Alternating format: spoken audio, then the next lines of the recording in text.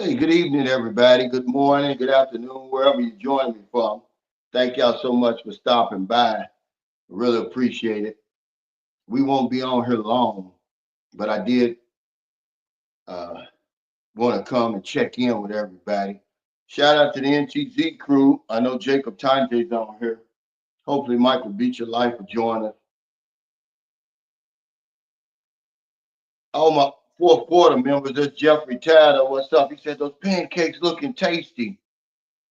I'm gonna talk about that. What's up? I love the chime. What time is it, Travels? I see all y'all on here, man. Thank y'all. What's up, Harry Shoulders? He said, stay out of the kitchen. Yeah, he said, shout out to that foreign community for stopping Calvin back. Yeah, man, I'm gonna talk about that. They came through for me, man.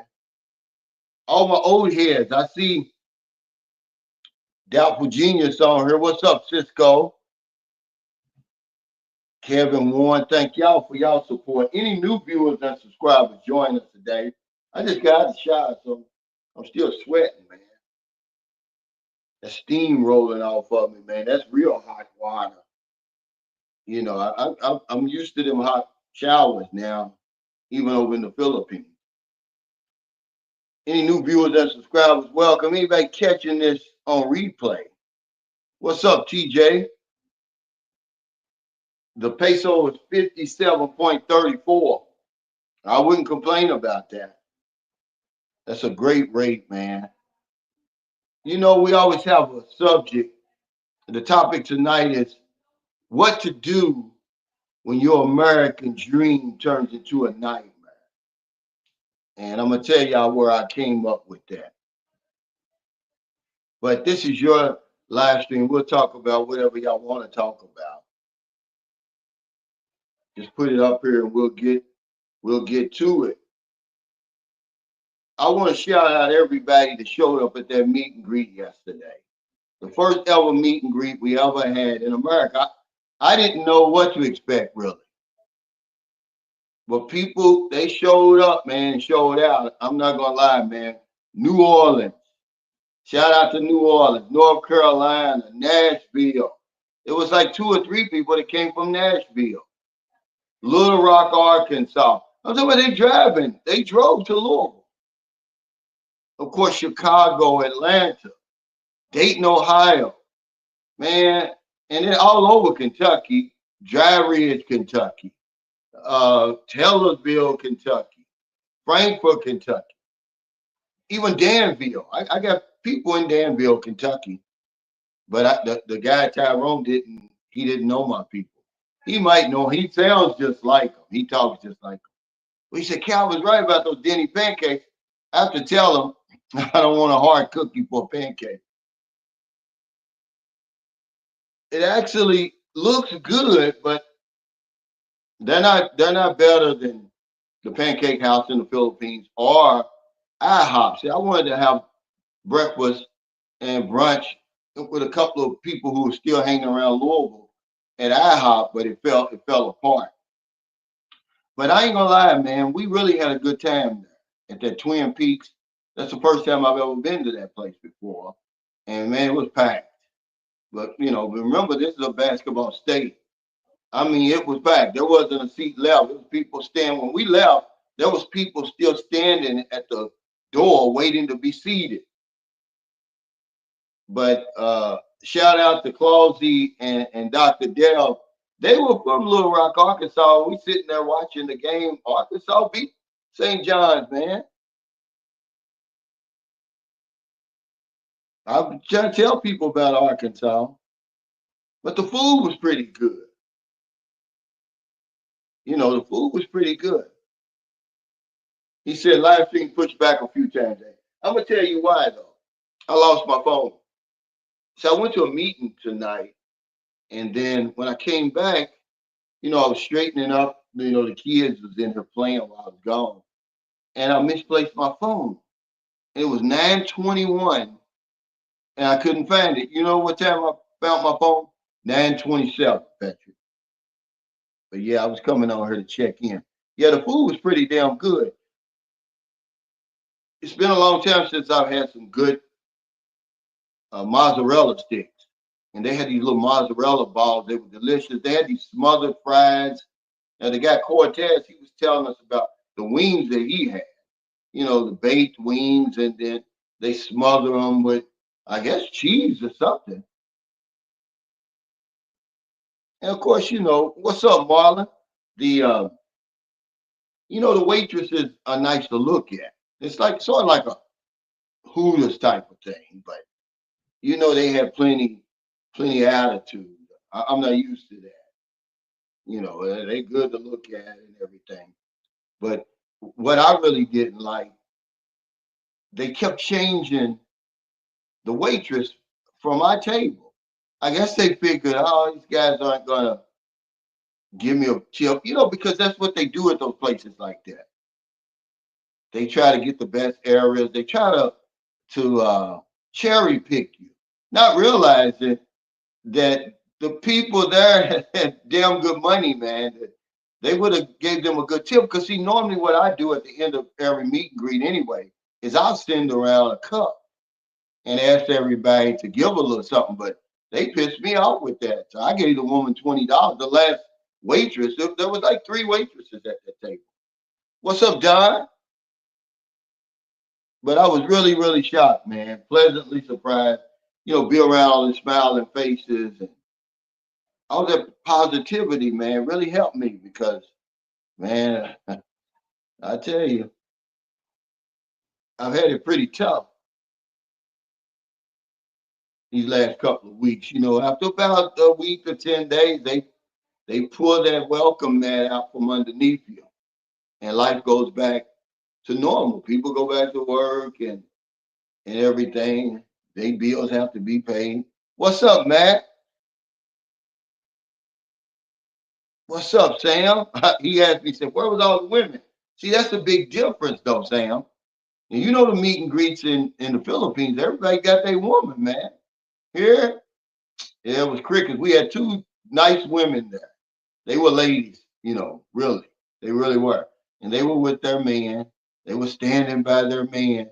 But everybody else was single. No women here, man. Women don't want to deal with us here, man. You know, and we don't want to deal with them. What's up, Raymond? As much as they say ain't no good men, there ain't no good women here either. So it makes it even. He said, yeah, you gaining weight. I have. But because I've been trying a lot of stuff that I missed over here, Troop Serum. All kinds of stuff, man. I've been trying, but you know, it's easy for me to get back in shape. What's up, Mike Dawsonville? Yeah, but everybody was single. That was the big difference. Nobody was paired up. And that he noticed that right away. He said, I missed your live stream from the meet and greet. I didn't have one because we were in a business establishment and they let us take pictures. They were actually taking pictures for us. But you can't take a video camera in there. What's up, Joe Getter? Yeah. I don't think they would have liked it too much if we were in there filming. But a guy had told me beforehand anyway, he said, Cal, he said the Twin Peaks where I live, they won't allow that. He says it's limited picture taking. We took a lot of pictures though, but it was jam packed. And the only thing people complained about is kind of loud, but I really didn't care. Man. I could hear. Everybody was excited looking at those games and stuff. That place, I know they made a mint. What's up, Frank Tate? I hope you're feeling better, man. I know you had been. Were you in the hospital? What's up, Duran? He says, how long till you're ready to get back to the Philippines? I just got back from Thailand after 3 years and I'm ready to leave already. Well, I'm tentatively, tentatively set to leave April 7th. But what I'm going to do is I'm going to go to Chicago a few days early and have a meet and greet there because I've got a lot of subscribers, and friends in Chicago. but it's just it hasn't been set up yet. But just right now it's gonna be like because Monday is April 7th, so it looks like it'd be something like April the 5th on that Saturday, but it hasn't been set in stone yet. I'm waiting for Cedric Giles. He came from Chicago to see if he can find a place for us there because we spent a lot of money, and that's what I like to do with the meet and greets. Since you don't have to, pay to rent the venue. He said, "Unc, I heard you talking about the good food, but have you had a good hoagie, crab cakes since you've been back?" Not yet. I just had my first steak, man. Now, y'all talking about Denny's. The pancakes was I give them a 3. The pancakes taste like they had already been finished and they were sitting there waiting for the steak to get done. But that steak is the best steak I've had in a long, long time. It was tender, it was juicy, man. It was just like I like it, medium well. And then, of course, I gotta have the A1. I mean, it was delicious, man. But I'm eventually gonna do the hit the cycle, right, Rashad. And I do want to apologize to you, Rashad, because you told me, you said, man, America's changed, Unc, in 6 years. It ain't the same. And I should push back on you and say, oh, it ain't changed that much. Yeah, it's changed, man. The attitudes of people here. Everybody's so unhappy. And that's one theme that was at the meeting greet when I was talking to people. They've given up on the American dream, or else, that dream is turned into a nightmare. And, the people that come to my meet and greet, they've done pretty well for themselves. And it's not Pookie and Ray Ray showing up. These are career people. A lot of them are retired. A lot of them are retired and went back to work, but they got the money, but they don't want to stay here. And that's what the whole theme was. That's why I got the topic tonight. You know, Everybody said people here are angry. Every last person I spoke to, they said, "Cal, people here are just angry," and I see it. I see it.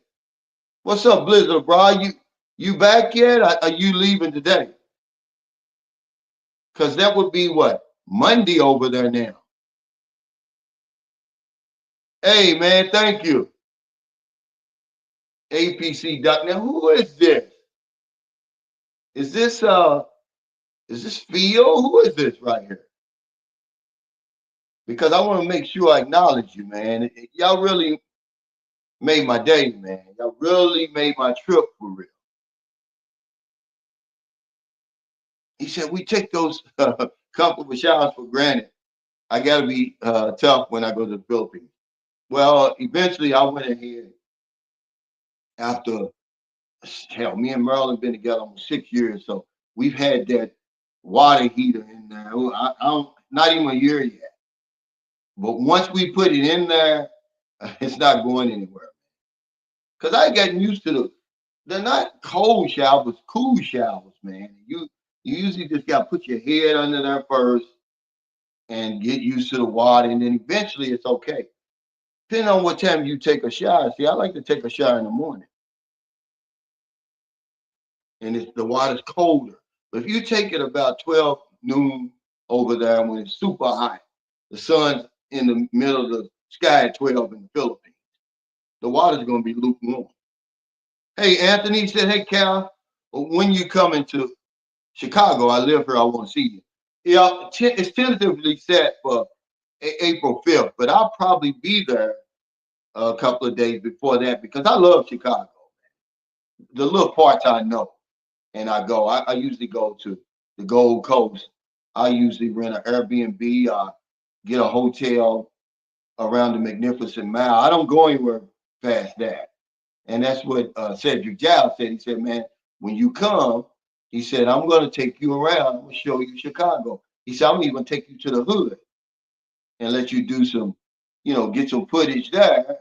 I said, yeah, man. And he said he split season tickets with the Chicago Bulls, and he said April 4th, he's got tickets to the game. He said he wants to take me, so I'm going. It'll be my first NBA game. Now I went to one um, NFL game. Friend of mine, uh, he's uh, he's got some properties here, and one of the realtors that he deals with gave him the ticket. I'll never forget it was the Tennessee Titans and the Indianapolis Colts, and Peyton Manning was still the quarterback with the Colts, and Chris Johnson was the running back. What's up, CJ Healthy Life, up with the Tennessee Titans, man? I mean, because I'm thinking, because I told him, I said, hey, man, let's stop and get some binoculars. And he said, I got a pair already because I don't know where we're going to be sitting. Man, we were sitting on the 5 yard line right in front of the cheerleaders. I mean, you couldn't ask for better ticket. I mean, better seats. Hey, Mike, thank you, man. He said, are you enjoying your short vacation there? Any alcohol consumption? I don't drink, Richard. May the 13th, it'll be 27 years for me. You know, I can't handle liquor. I'm not a crusader. You know, I don't knock people for drinking. I just can't drink. But now, you know, I'm kind of looking forward to the rest of my trip. I'm kind of excited about going to Chicago and everything.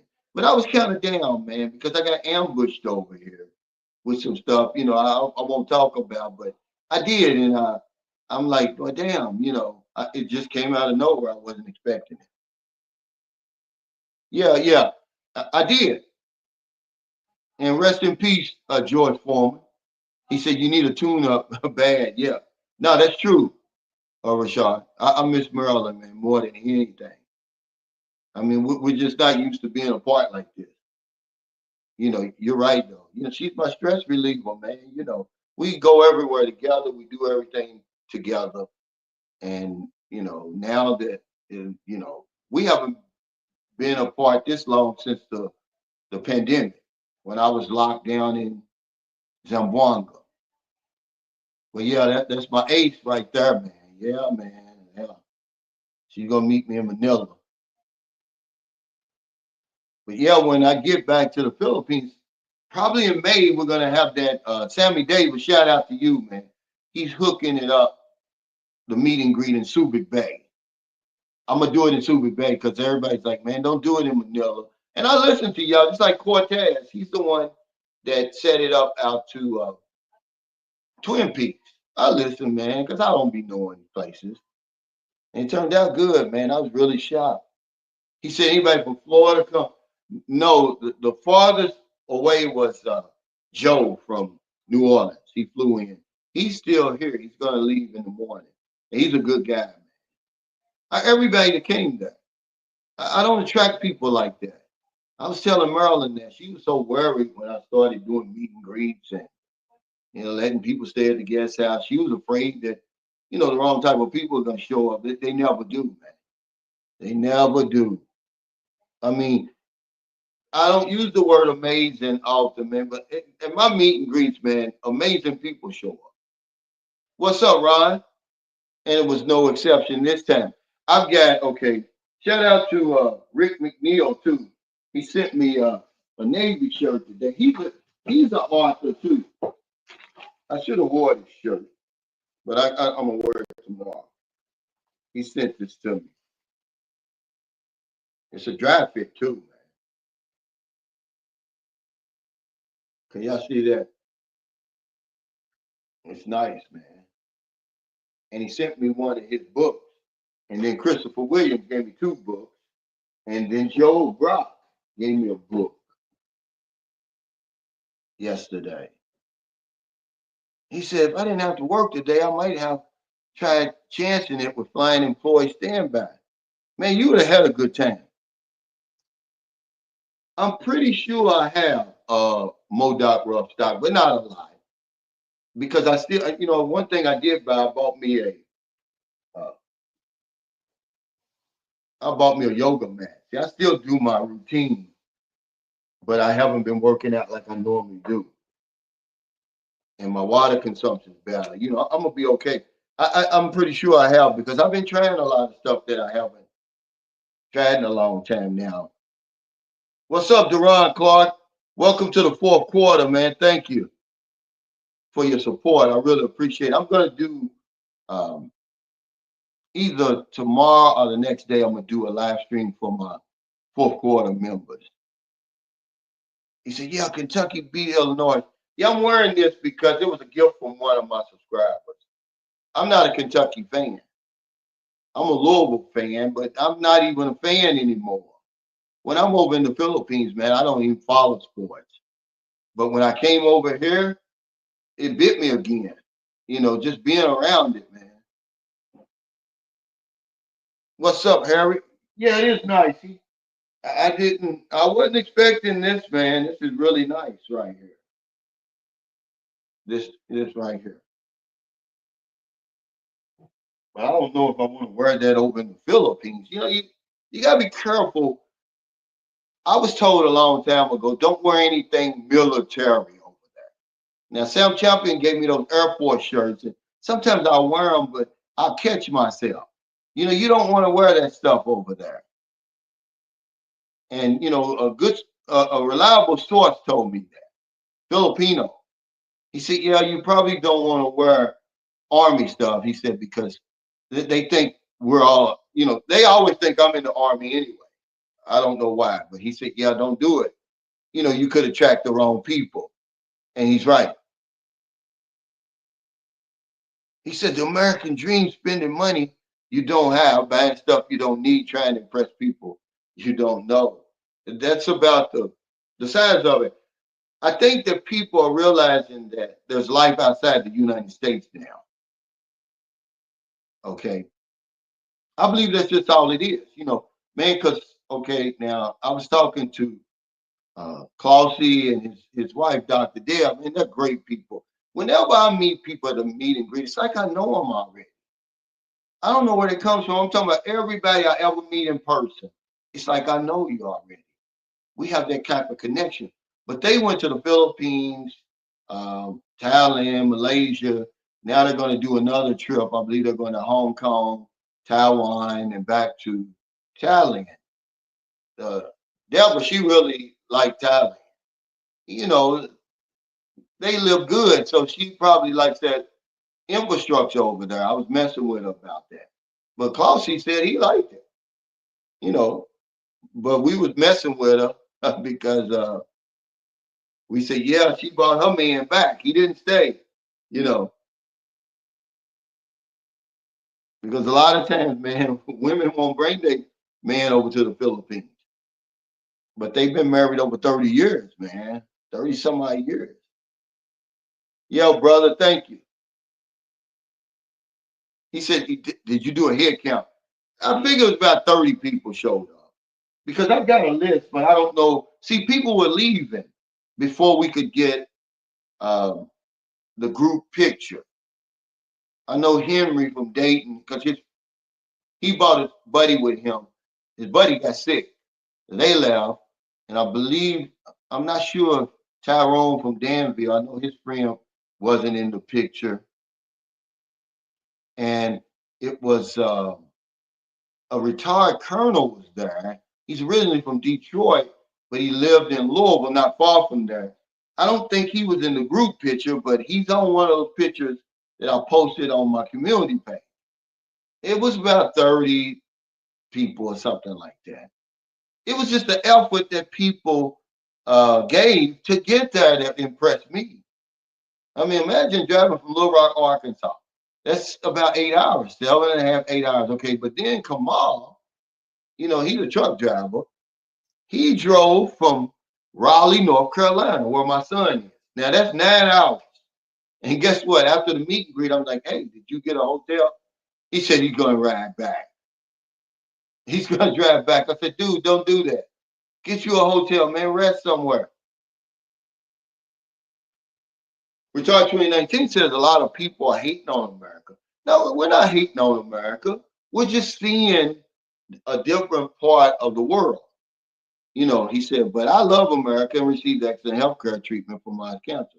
Yeah, but I serve my country. It's just that people are seeing that there's more to life than America. We don't travel, retired 2019.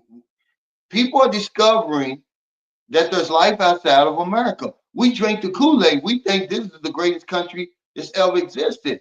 That's propaganda, man. That's indoctrination. That's all subjective.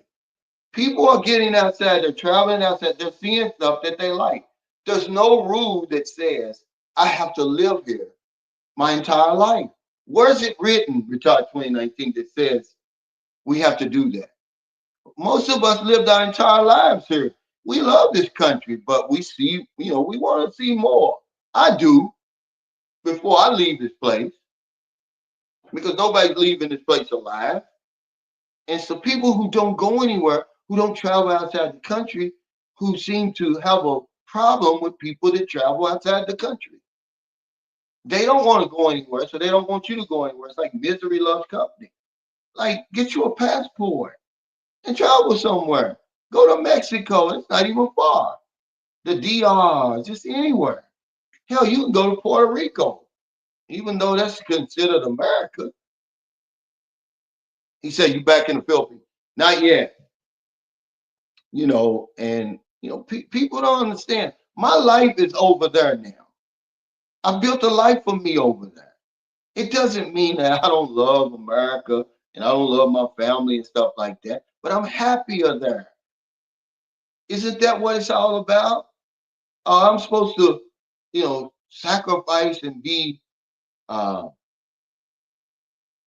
unhappy because you're unhappy. I'm supposed to be miserable. Because when you die, man, you're dead. They'll come to your funeral and you get your 15 minutes of fame, and that's it. They go on with their life.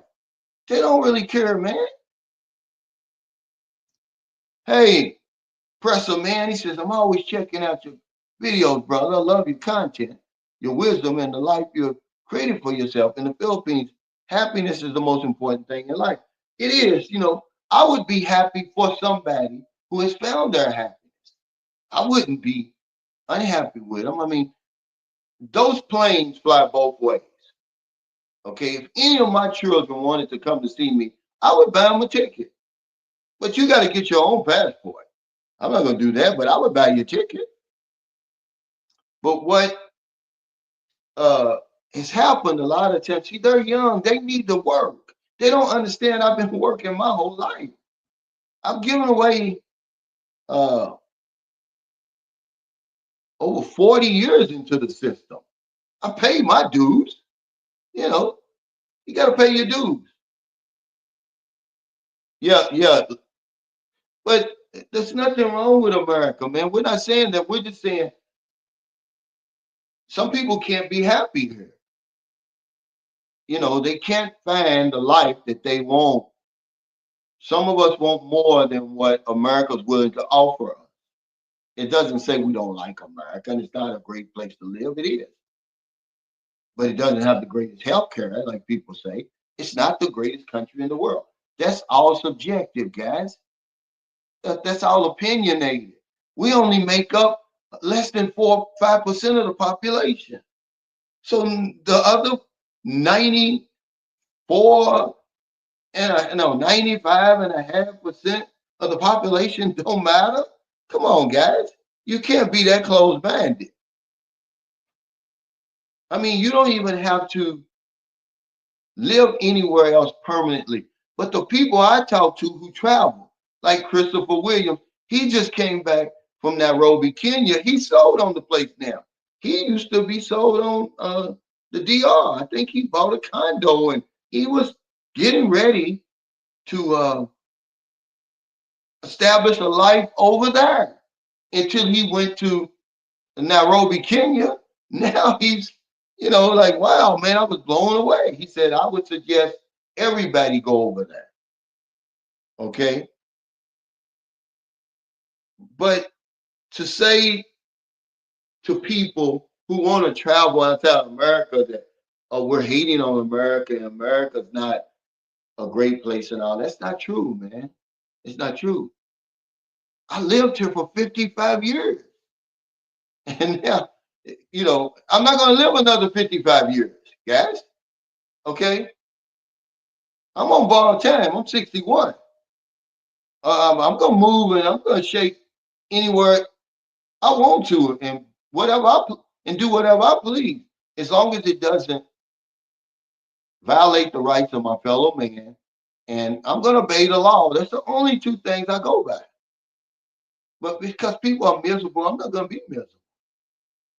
You know. Hey, Blizzard, bro, thanks for that super chat. He said you were able to have a successful meet and greet here. It shows that not everyone is miserable here. Even though I plan on leaving and I'm critical of things that need changing, I still love America and see the beauty in it. Yeah, you're right. But everybody in my meet and greet, they're leaving. Okay, they either looking or they want to leave. You don't have to be unhappy with America to want to leave and see the world. That's where you are now. So can't we bounce around and everything? Can't we go back and forth? Can't we go to other places? Remember, Americans, we only make up about 4.5% of the population. Okay. I serve my country. Doesn't that say enough about whether or not I love America or not? I mean, it's not a contest, guys. What we do, we compete too much. There's not enough cooperation. It's always about competition. I was thinking about Muhammad Ali today, and what he said. He was talking about, because at one time, Muhammad Ali, in his prime, I'm talking about, around the time when they stripped him of his belts, and then shortly afterward, for his decision not to fight in the Vietnam War, he was like, well, you want me to go over there and fight for the country, but yet when I come back, you want to treat me like a second-class citizen. Okay.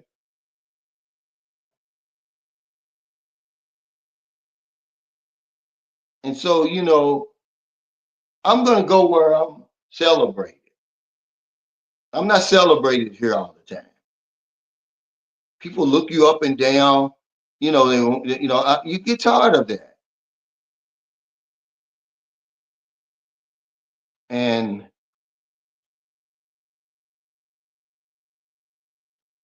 I got tired of that, brother. It's always, well, I got more than you. Well, what's your new car? Where's your new clothes? And, look at your house and all of that. You get tired of that. There's more to life than that. See?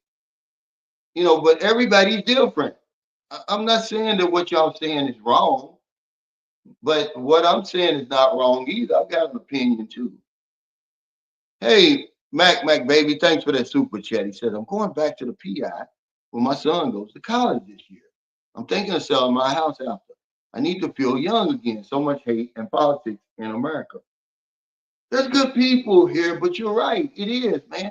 Okay. When I was reading that article about more and more Americans, specifically retirees, are looking for a life outside of America. They're saying, hey, we're being drawn by the sunshine and the lower cost of living. They want to find a place in their golden years that fits their financial and their lifestyle needs and wants. And they can't do it here. So I'm supposed to be unhappy here.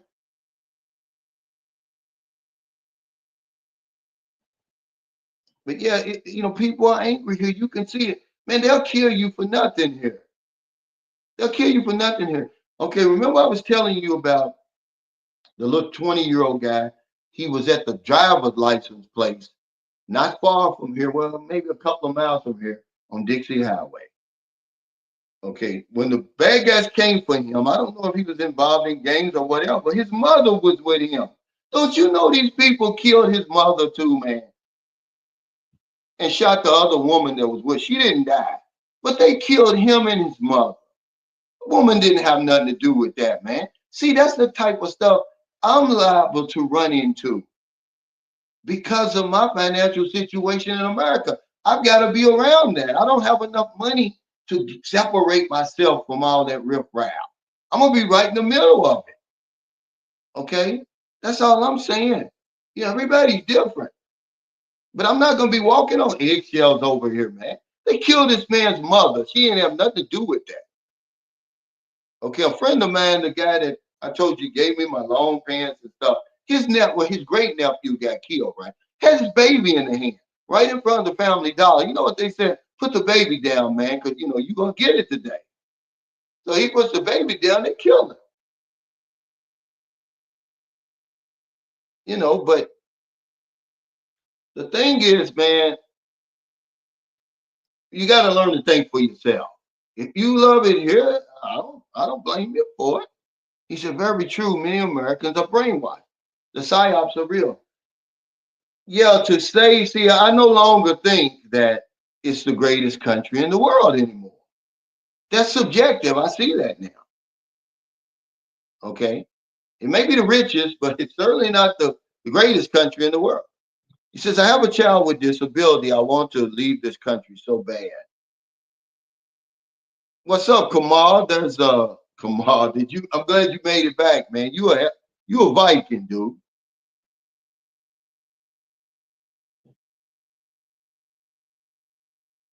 But yeah, guys, that's all I'm saying. He said a Cal person should travel if they desire, but in my case, my option to live in another country and not happen. Yeah, and there's nothing wrong with that, retired 19. That's not what I'm saying. Y'all getting the wrong impression. We're not hating on America. I'm not. I mean, but I don't owe America anything. Everything I've got, I earned it here. I worked for it. Okay. And I had nothing to do with where I was born and where the wheel of life stopped. But wherever it stopped, I paid my dues. And if I want to travel outside the country and see other places and even live outside the country, I don't think people should question my patriotism, but that's what they do. This is where we live. We live in a country that questions your patriotism. Oh, I'm more of a patriot than you. I'm not drinking the Kool-Aid anymore. You know, I know that there's more out there to see and to do that I can't do here. I love the tropical weather. I worked out in it for how many years? 16 years straight. I'm knocking on doors. I'm beating the pavement in that cold ass weather. And then the heat. In a suit and tie every single day. I need a break from that.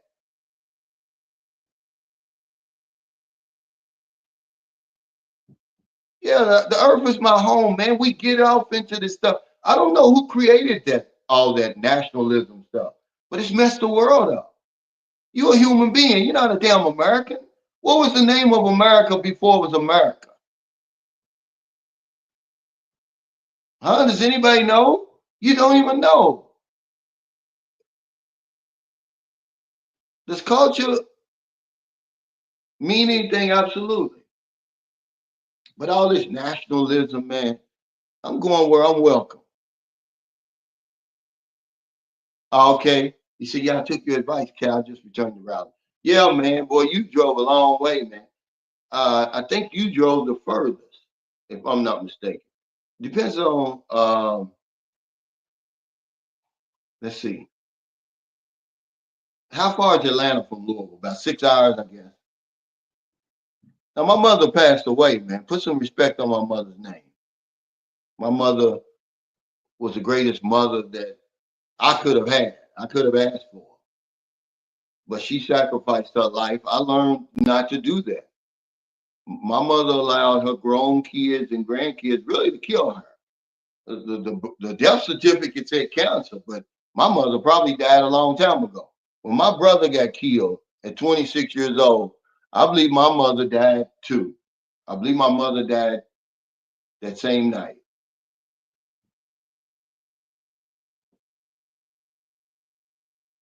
He said, my concern would be the health care in other countries for my health condition. Well, it just depends on what country you go to, retired 2019. America doesn't have the greatest health care in the world. You know that, right? There's other places where you can get better health care than in America. I don't even think America's healthcare system is in the top 10. It's probably the most expensive, but it's certainly not one of the best in the world. See, this is what we don't understand.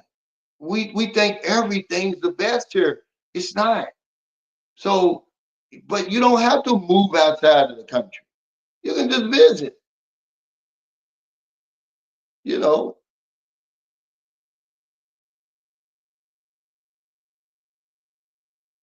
he said, "Cal, you coming to the Raleigh area on this trip?" I am. I'm compelled to, at least for one weekend. You know, it may be this coming weekend. I'm not sure, to see my son. I'm gonna see what the flights are from here. If I can get a direct flight.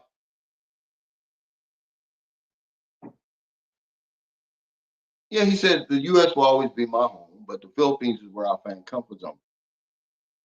The U.S. is always gonna be my home, but I don't have a home here. I'm staying with my daughter. I have nothing here now. I mean, everybody's situation is different. I gave 55 years of my life here. I'm not gonna live another 55 years, guys. I mean, what's wrong with that? What's wrong with living somewhere else? I'm always gonna be an American. You can't take that away from me.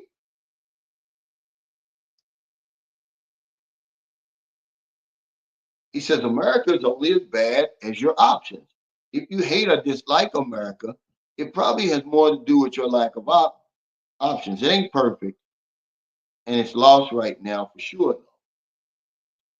Yeah, but we can travel, guys, without hating America or disliking America, right? I'm like the guy said, a global citizen. The earth is my home, man. I don't buy into that stuff anymore. You know, I'm gonna go wherever I'm welcome. If I'm welcome in a place and I want to go there, I'm going. I don't have to sit here and ride around in circles my whole life, like my mother and father did. My father served in the Korean conflict, but other than that, they just run around in circles, and most of my family does that. I want to set an example for my children and grandchildren that they know they got options. They don't have to do that. And just because I love my country, so I'm gonna be miserable. I'm gonna go without, and I'm gonna be unhappy, but I'm a patriot. It's crazy, man. Life goes by too quick for that. Y'all couldn't be thinking like that. That's crazy. Hey, Gip, thanks for that super chat. He says, "Thank you, Cal, for an awesome meet and greet. You have some amazing people in your community." Oh man, thank you, brother. It was a pleasure meeting all of y'all, man. It wasn't one bad person there. They never show up in my meet and greet. 100% of the people at my meet and greet. Okay. People say, "Oh, well, what about Tom LaChon and Angela City?" He really wants to be a part of it. He just don't know how to do it. Okay. He just don't know how to go about doing it, man. Everybody's welcome. You're gonna need people when you go overseas. See, that's why I say I'm never gonna knock America because I need my fellow Americans when I travel. Ask Tyrone when he went from Cebu to Thailand. He's nervous as hell. He's never been to Thailand. He's going over there by himself, but he's ear hustling. He hears the man talking to I guess to the stewardess or something. He said, "Yeah, man, it's an American." And he introduced himself to the guy. He said, "Yeah, I'm going to the same place you going." The guy was his tour guide for 6 days. He said, "Cal was the best 6 days of my life overseas."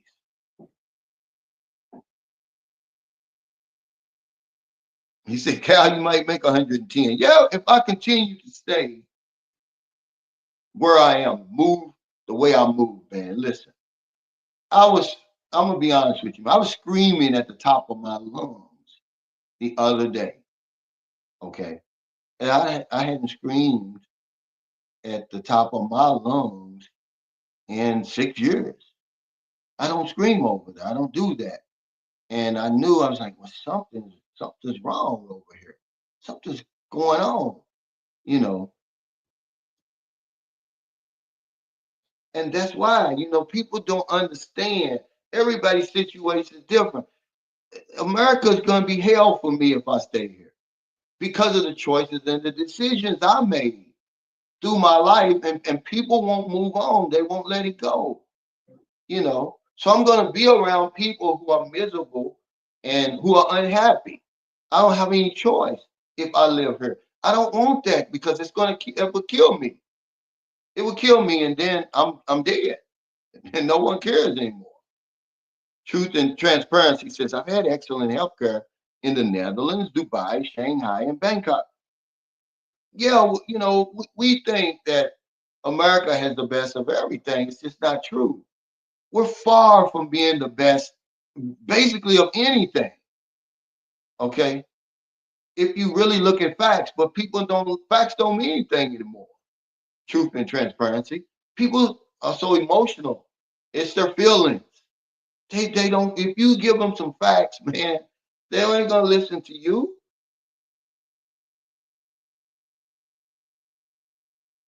But you know, I'm gonna go where I'm celebrated. I'm gonna go where I'm welcome and where I can live my best life. And if people want to come and see me, they're welcome to come to see me. I would advise them to do the same thing. Okay. Hey, what's up, Madoff? People act like I was 25 when I left here. You know what I'm saying? I was 55 when I left here. 55, man. I qualified for my Social Security. I'm going Wednesday to sign up for my Social Security. He said Thailand was ranked number 5 in the world healthcare system a few years ago and viewed as a top medical tourism destination too. Do your research. Yeah, we think America's the best at everything, man. It's just not true. And when you tell people the facts, they'll push you back on it. You're hating on America. You're not a patriot. So I'm supposed to just stay around here and be miserable? I don't want to have one miserable day if I can help it. With so little time left, you know, on this earth. We don't know what's on that other side. Y'all guessing. You don't know what's on that other side.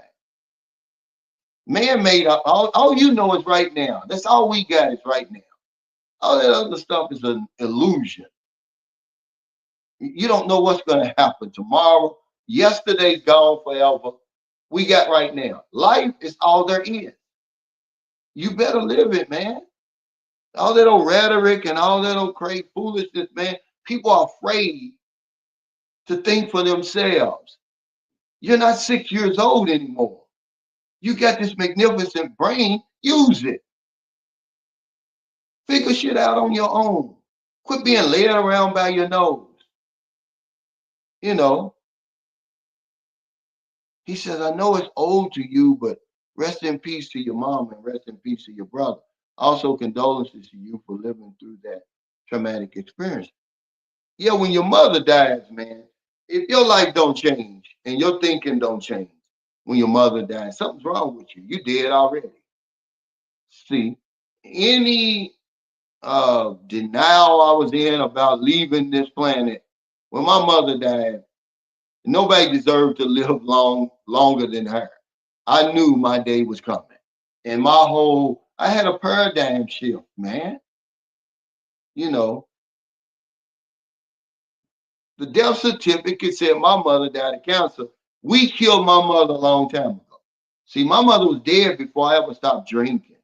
I probably caused my mother a lack of sleep, man, a lot, and then, imagine all those years.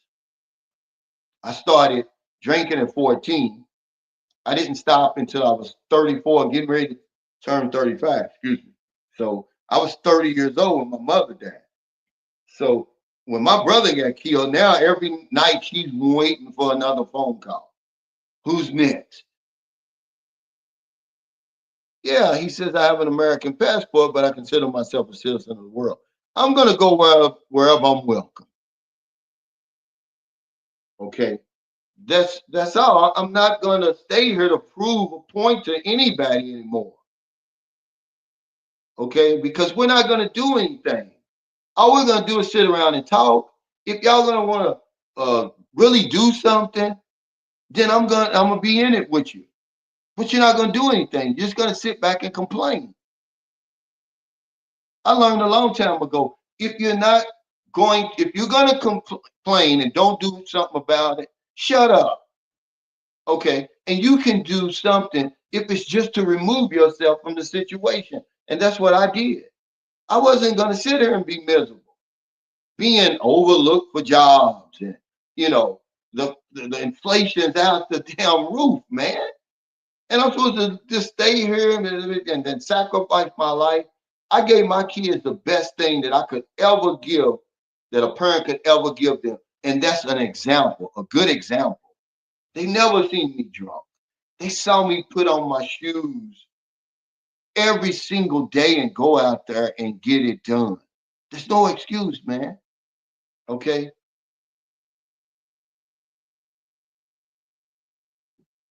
That's the best thing I could give my kids because I spoiled them. And that's the problem. Now they want everything given to them. I absolutely spoiled them. My kids, man, they had the best of everything, you know, because I was caught up in all that stuff. I'm the provider in my family. The wife, the woman is the nurturer. You know, I'm the provider. And I was a damn good provider. Man, when my kids, man, I'm gonna tell you something, and this is the sickness that was in my head, the materialism. When my kids was 11, 12 years old, they had real Coach purses, real Coach shoes, Jordans, any kind of Jordan, Barbie Jeeps, the electric schools, whatever it was they wanted, they had. Every damn thing. Okay. It wasn't nothing they didn't have. I spoiled them. Okay. And what do you think spoiled means? It means it's no good. You got to throw it away. You don't want to spoil people. But now, because you spoil people, they want to sit back and wait on everything. I gave my grown ass 29-year-old daughter $20 a day. I'm like, you're the sharpest of all of my children. Get a job and keep it. You won't have to worry about nothing. You're young. Man, even when I was drinking, I would get out there and work. He said, I must be totally frank. He said, I served 4 years in the Air Force. When I turned 62 in August, I would be in the Philippines in September. I don't blame you. I'm feel, I'm filing for my Social Security because I deserve it. But we'll sit around here and we'll argue about who's more patriotic and, whether or not America is the greatest country in the world. Meanwhile, your life is slipping away, man. If you want to stay here, stay here. But don't knock people when they want to travel and go somewhere else. I'm never going to have the life. There's no way I could have the life here that I have over there. It's impossible. Okay? I'm telling you that it's impossible. Because, first of all, it gets cold in the winter over here. Okay? And I'm not going to date 50 and 60-year-old women. They just don't attract me. Am I wrong for that? No, I'm a man. Men and women, we age differently. And the younger women that I'm attracted to over here, they don't want me. It's not culturally acceptable. So I got to go somewhere where I can take that piece of clay they gave me and craft together the life I want. And I found that. Okay, well, I can build a house without a mortgage. Okay, I can have a young, attractive woman who's compatible with me, for the most part. and people don't bother me, and I don't have to scream and holler. And people are fairly happy around you. Raymond Smith said, "Yeah, it's almost time for me to get out of here. Cal, you can't afford nothing out here in America, not with my disability and retirement. I just want to try the Philippines and see how it is, or anywhere. But we're not supposed to do anything because the people who are happy here, they got money, a lot of them. Hey, Pennsylvania expat, say, hey, Cal, it's Brent on a new 30-day free prime from YouTube. Question, he said, did you happen to catch Old Dog yesterday? Really intriguing and different subject matter than usual. I didn't. I didn't. I've been over. I was at the meet and greet yesterday. What was it about? Um, because there's nothing new under the sun. I saw somebody say that. And he's 67, 68. He's got some pretty good topics. But sometimes, man, you have to talk about other things besides women and dating and cost of living and stuff like that. You got to talk about real life stuff. Where's your man going to be when you get to where you're going? Are you in uh, good enough health, physical and mental health, to get out of the country and enjoy yourself? Now, Retire 2019 says, W Secrets, I have a rare cancer, and getting treated in a foreign country is not an option. The latest treatment is in America. I've done the research and grateful to be in remission. Yeah, see, now your situation is your situation. It's very uh, unique. See, this is why we talk about doing the things now, Retire 2019. Okay? Because if you were not in the good shape that you were in before you were diagnosed, you may not be here right now, the choices you made. But see, most of the people, that's why they're leaving. That's why they're getting out there, why they're healthy, why they're still able to do it, and they can afford it. We don't want to sit around because guess what? Everybody eventually you're gonna grow old, you're gonna get sick, and then you're gonna die. That's what's gonna happen to us. Those are facts, okay? It's just a matter of time. So when you're healthy, okay, and you're still able to travel and you can afford it, man, do it. Because you're gonna get sick eventually and you're gonna die. I don't want to wait until I'm sick. And then my choices are being made for me. Okay. That's all I'm saying. But it's not just the Philippines. He said the Philippines is a good option for people who can't afford to live in America. It's more than the cost of living, man. It's more than that. I'm not the number one suspect over there, retired 2019. Okay? My enemies aren't over there. The thugs aren't there, to carjack me. Okay, and if I look at them the wrong way or something like that, you know, I don't know. Like I said, I think for myself, you know, I'm just telling you what's right in front of me. What I've experienced my whole life, you can't tell me I didn't experience it. At some point you say, I want something different. Can I look around and see if there's something different for me? Something better? Is this all there is? If you're on here right now and you're 50 and over, you've asked yourself that. And if you haven't, it's coming. Where you're gonna have the money, you're gonna have the house, you're gonna have this and that. But at some point you're gonna say, is this all there is? Because that's what happened to me. That's when I really started traveling. Man, listen, I had 6 male members of my family, age 4 to 50, died in an 8-month period. It activated something in my mind, man. In 2008, from June of 2008 to February of 2009, 6 close family members, I'm talking about first cousins, nephews, and brother-in-laws, nothing outside. I'm talking about blood. They ain't nothing closer than that. And I was like, man, it activated something in me. And I started traveling, man. I started looking around. I was like, man, I don't want to die here like that. He said, there are some countries that have better healthcare than the U.S. Some countries that even look better. If you don't travel or research, you're unaware how many countries are very modern.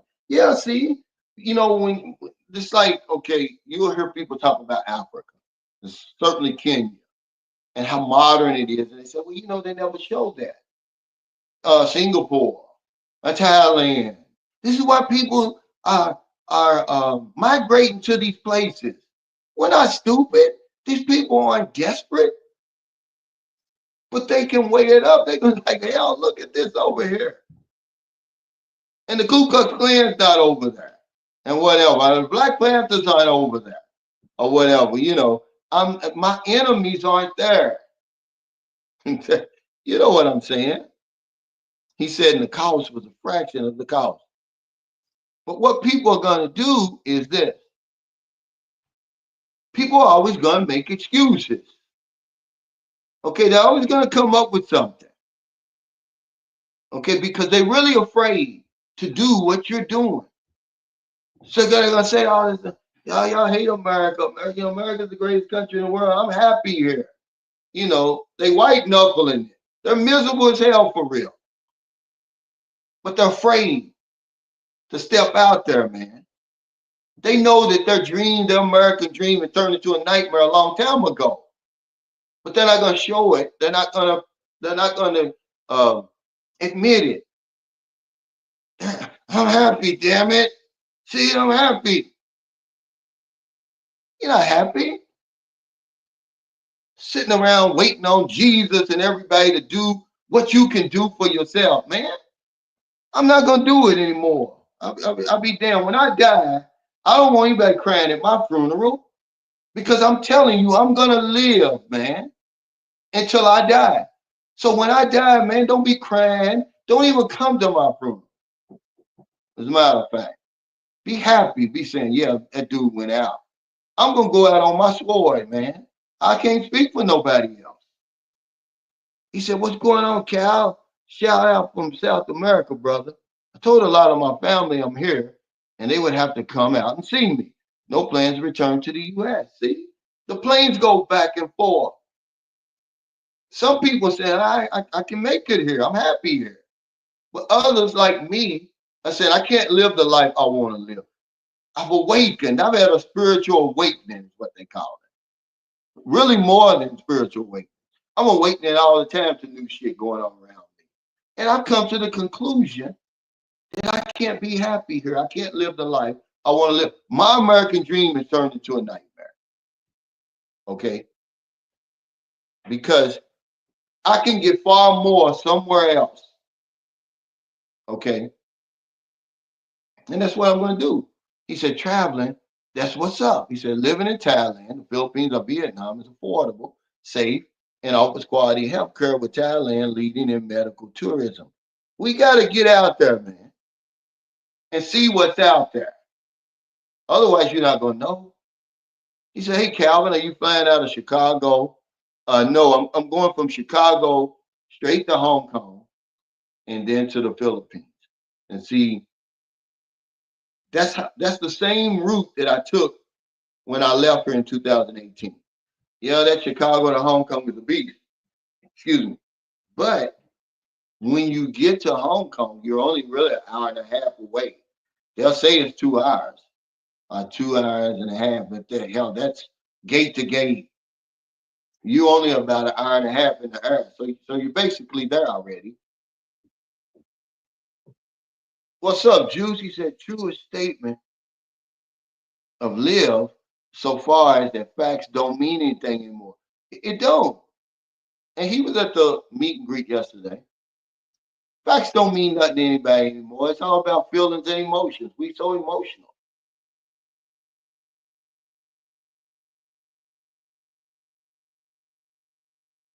Yeah, we're not the best in any damn thing for real.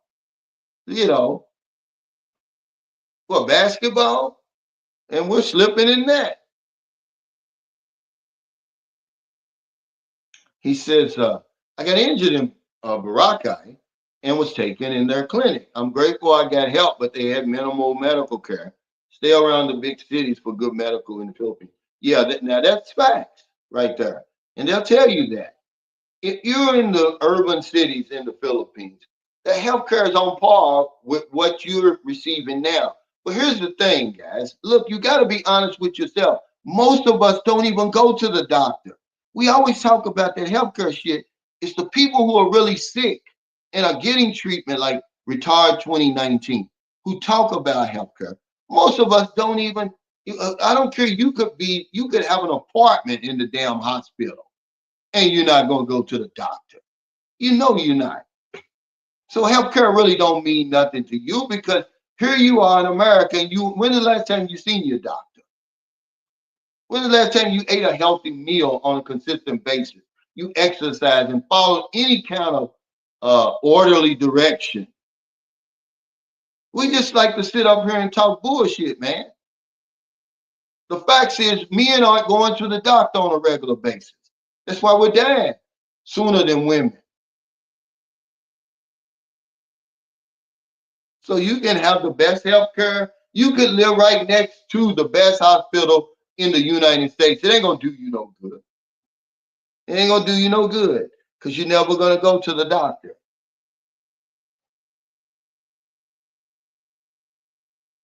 Blizzard Broad, thanks for that super chat. Said, I guarantee you're not doing that long as Leo on the way back. No. Matter of fact, Blizzard Broad, when I get to, they're gonna have to hold the plane for me. Because when I fly from Chicago to Hong Kong, it's only an hour and 5 minute layover in Hong Kong.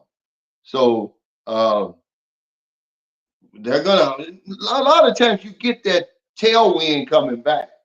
And going there, hopefully we'll get early.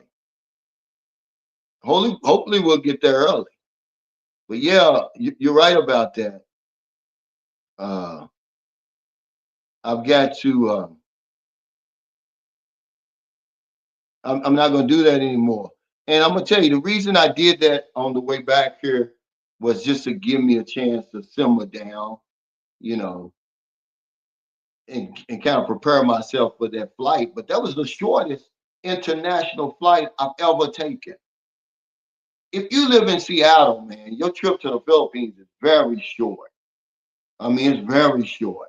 I am really shocked because you fly from Manila to Taipei, it's an hour and 40 minutes. That's what they say. It's really not that much.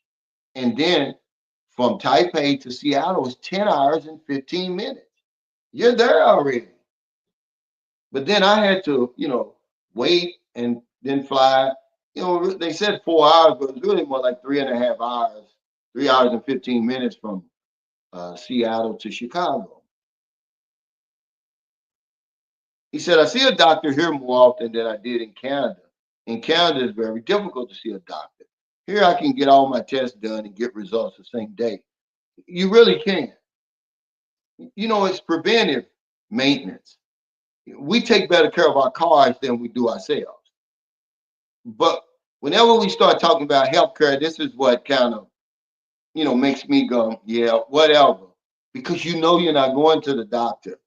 And he says he goes every 6 months. He said most of the excuses that people use for not leaving are things they don't practice in their daily lives. Yeah, that's what I'm saying. Yeah, I ain't going to the Philippines. I ain't going to wherever because the healthcare. Well, you don't even practice it here. You know, they're going to come up with an excuse because they're afraid.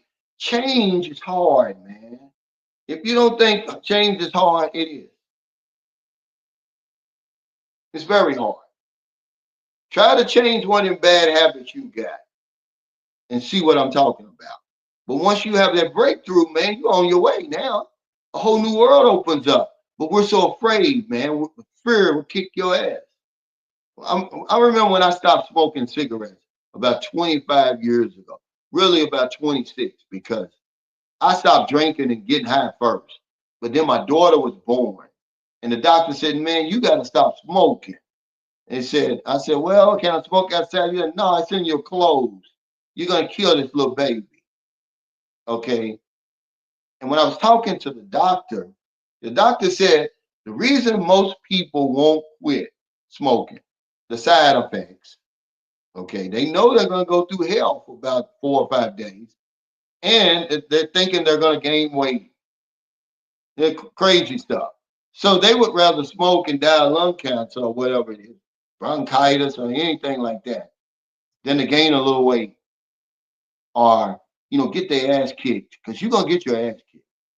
He was right on the money. He said, look, if you quit cold turkey like he did, he said, Cal, I smoked for 30 years.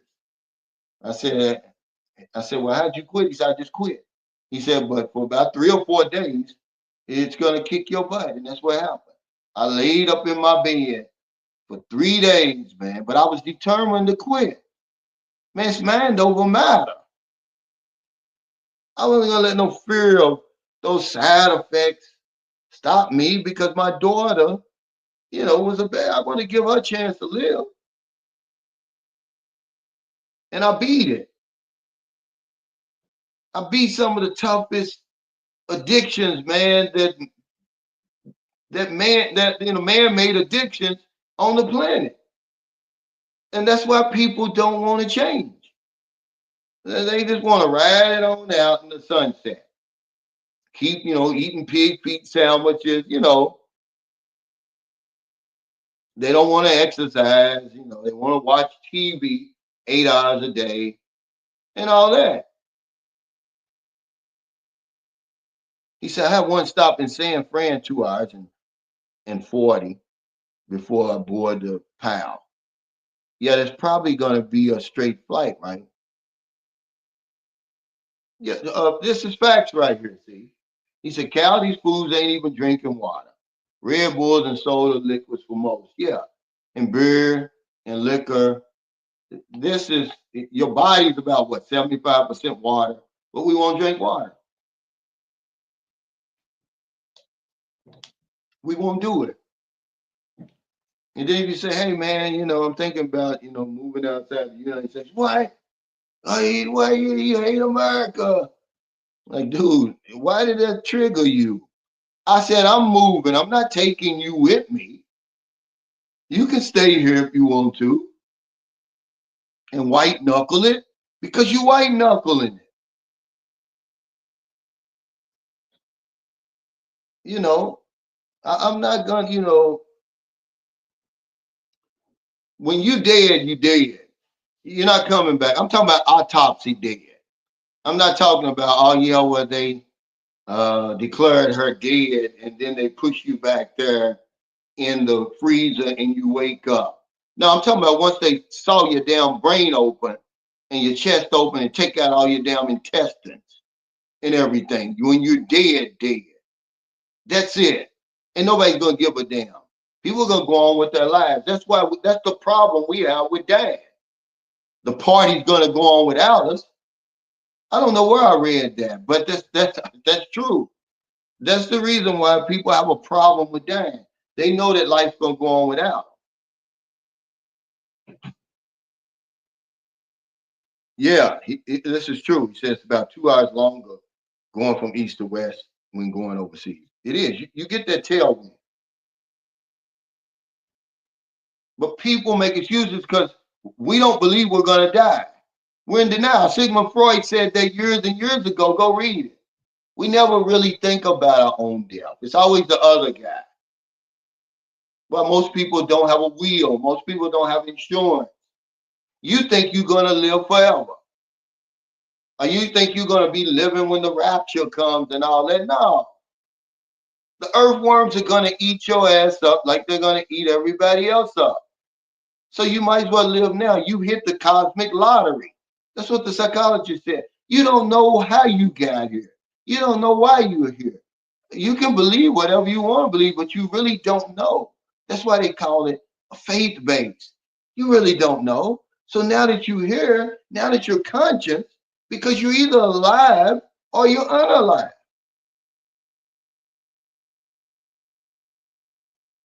But once you get outside, look what he says. He said, variety is the spice of life. Think outside the box and travel while you can. And most definitely try to live your best life. See, that's all we're saying. Because once you go out there and you see what's out there and you get a taste of it, you're never going to be the same again. See, that's what happened to me.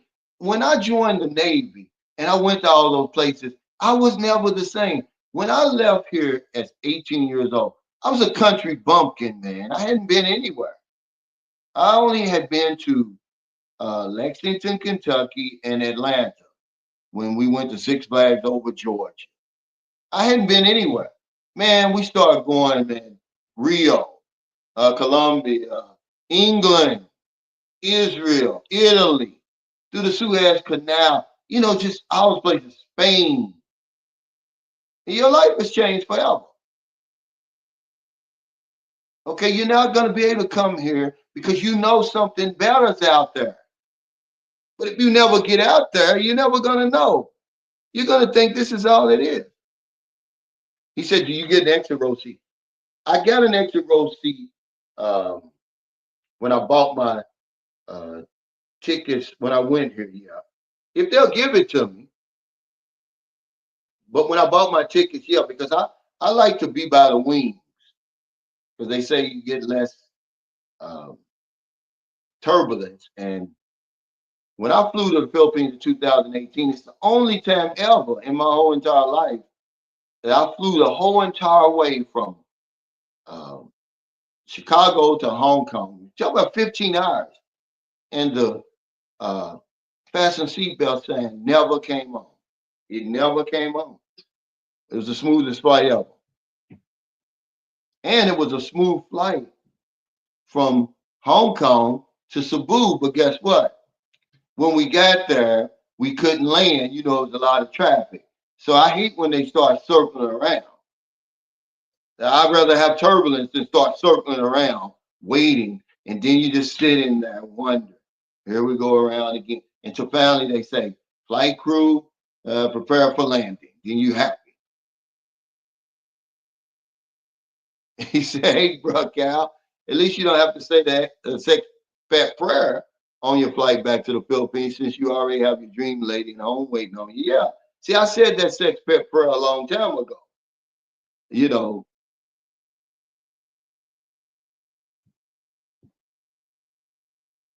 but the point I'm trying to make is a lot of guys we're going without over here.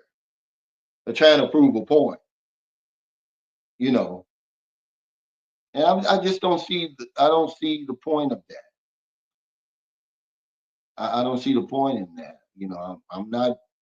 I'm not dating 55, 60, 65-year-old women. I've got options. And the only ones that are going to push back on that are 55, 60, and 65-year-old women. Or men who don't want to go out and, see what their options are. He said, Calvin, if they don't mess with the small hospitals, call the clinic, they're going to be in one of them big hospitals that cost a whole lot of money. Well, if you take care of yourself, you won't even be in no big hospital unless you have an accident. And that's why they call it an accident. But a lot of those small hospitals over in the Philippines, at least, they're understaffed. They don't have the equipment. But people aren't listening. When you say, hey, man, you may not want to move out there in that province, or that smaller city because the healthcare is lacking. Just like Cisco said when he went to Boracay. That's a little small, tiny island, man. There's no, there. If you really got hurt, they'd have to flag you out of there to either Cebu or Manila, which is either way, it's about 45 minutes. But if something was really wrong with you, if you were in a cardiac arrest or something like that, you might as well kiss your ass goodbye. But the fact is, most of us don't take care of ourselves. We're just sitting around waiting to get sick. We're sitting around waiting for our day to come. Hey, Mr. Ray, thank you. He said, I just came back to say hello. What's up? He said, my niece worked in Canada, and the way they broke it down is that if you're a Canadian citizen and have a work permit, the healthcare you get is different than for everybody else. Well, I know that even though Canada has free healthcare, it's hard to get in to see a doctor. Okay, just like Angelo said, you may have to wait 6 months to get in to see a doctor, even though it's free. Now, the United States, as high as our taxes are, we should demand free healthcare. Okay, I don't, man. I mean, if I'm paying 40% tax, which most workers are, and that's all you're getting for it is the infrastructure, military, and Social Security. Okay, if you make it that far, Medicare, that's all you're getting. That's it. See, when these politicians talking about, yeah, I'm going to cut the budget and all that, well, that's really all it is. It's not, you can take out all that little bitty stuff, but the majority of that budget is Medicare, Social Security, and the military. You can only cut that so much, man. You're not going to fool with that.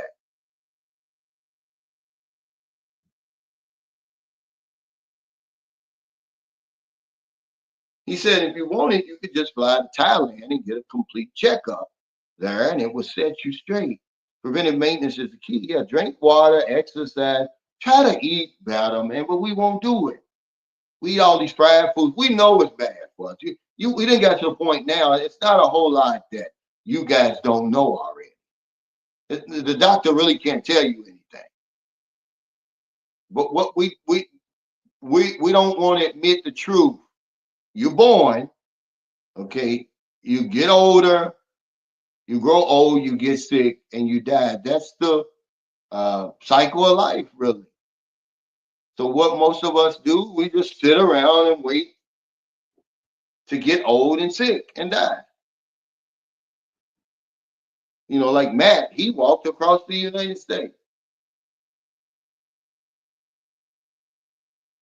Most of us are afraid, Golden Gate, of what we're going to find out when we go to the doctor.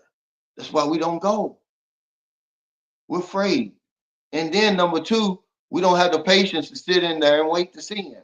You got to cut out 2 or 3 hours of your day sitting in that doctor's office. You don't want to do it.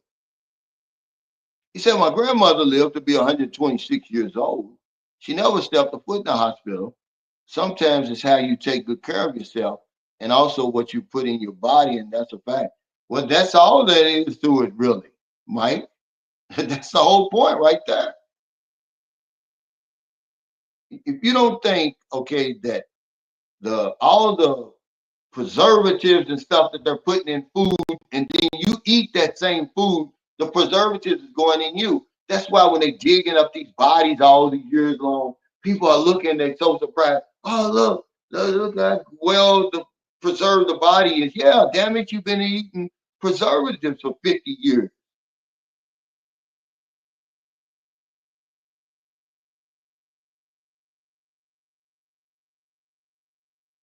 Yeah, he said smoking will help you lose a lot of weight when you're decomposing in the grave. He said, I tried my best to kick sex addiction. I can't give it up.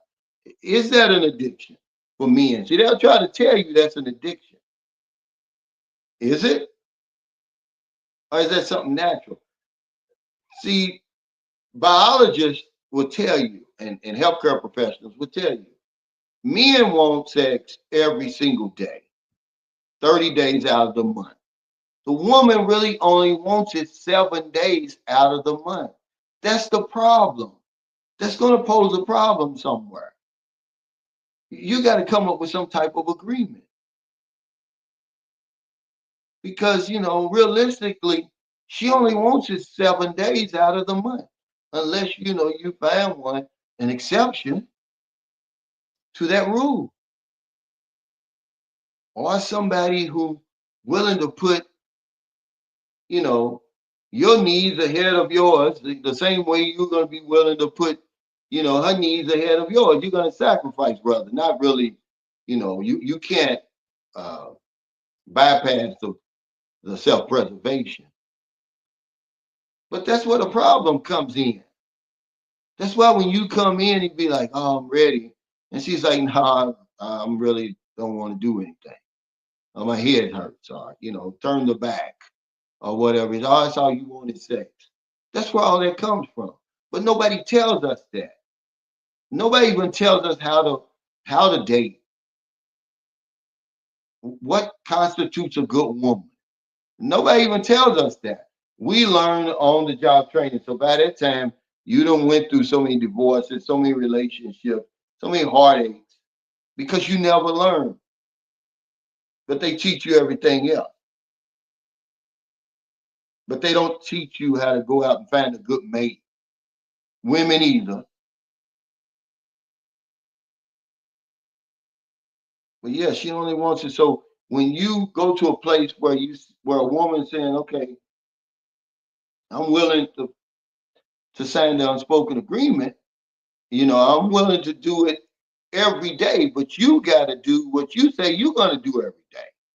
A man don't have a problem with that. So out of 30 days, if I'm getting it 27 days, I'm okay with the other 3 days. But people would tell you you're crazy for that when that's biology. That's all you a freak. That's all you want. Oh, you're nasty. No, it's not. It's natural. That's innate in man. That's innate in us. There's nothing you can do about that. But women don't understand that. No one tells them that. Hey, this man, this is how nature planned it. So when you get a man, he's gonna want it all the time. Well, here's how you handle that or whatever. Instead of just saying no and putting up a big brick wall, that's gonna cause problems, okay? And it does.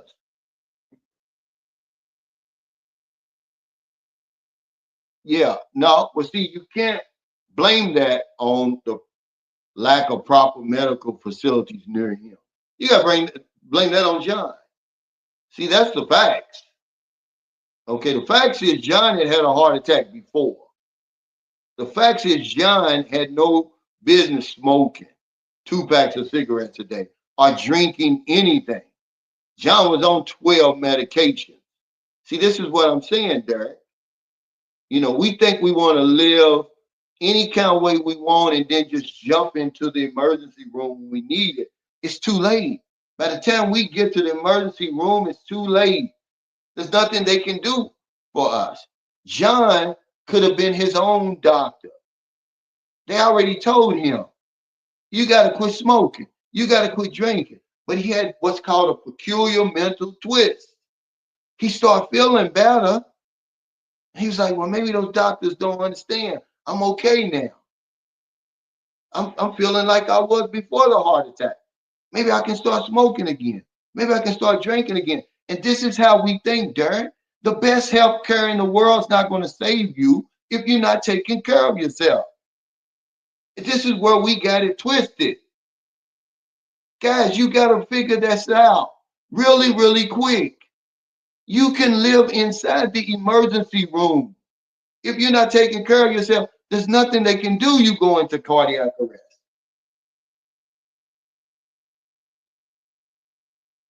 Now, they didn't lose John because of the lack of proper medical facilities near him. He was lost because he didn't take care of himself. That's how most people die. We don't eat right. Okay, look it up if you don't believe me. The death certificate gonna say, okay, he died of heart disease or whatever it is. But it's really your diet. It's what kills you. We think we can eat whatever we want. And you can, but you got a price you're gonna pay for that. There's consequences.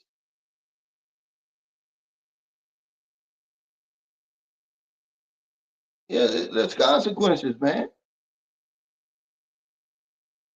He said access to care. It's easy here in South Korea. I'm glad I'm a veteran. You know, that's one of the things that hinders a lot of Filipinos. Uh, they have universal health care, but a vast majority of them are outside of that 30 minutes to the doctor, um, you know, that the WHO recommends. That access to care, a lot of them don't have the access to care because they live in the province and live in these little places where they're, you know, they're understaffed, that they don't have the right facilities and stuff like that. So they use the quack doctors and they use, you know, other natural remedies. And then when we go over there, we look at them like they're crazy. But we think that, how many times I got to remind y'all, we're not looking for good health care. We're looking for a miracle. See, John was looking for a miracle when he showed up there. There wasn't no regular health care going to help John. And that's what we all want. We want a miracle. We don't want good health care because you got that. You can control that yourself, Ken.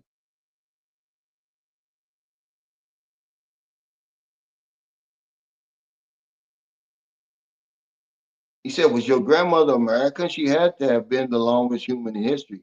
Yeah, I've never heard of her. He said, thank you, Cal. Preach on. Straight facts. Men want sex out of natural urges. It's just biology, plain and simple. It is, but this society over here is feminist and all that. These religious nuts, really what they are. You know, they'll tell you that something's wrong with you when the same God that they're serving put that inside of you. Okay. If that wasn't there, how would we produce? If the woman only wants it 7 days out of the month. But it's natural. It's just as natural as breathing. But it's nasty over here. It's you're a freak. That's all you want me for. No. And so men, they buy into that when the woman tells them so they're unhappy after a while. You become unhappy because you're not getting your needs met. Okay, I'm sorry, man. You're not getting it met. Eventually, then when you go out there and you seek it from somebody else, oh, you're cheating. No, I'm not cheating. You're suppressing this natural urge I've got.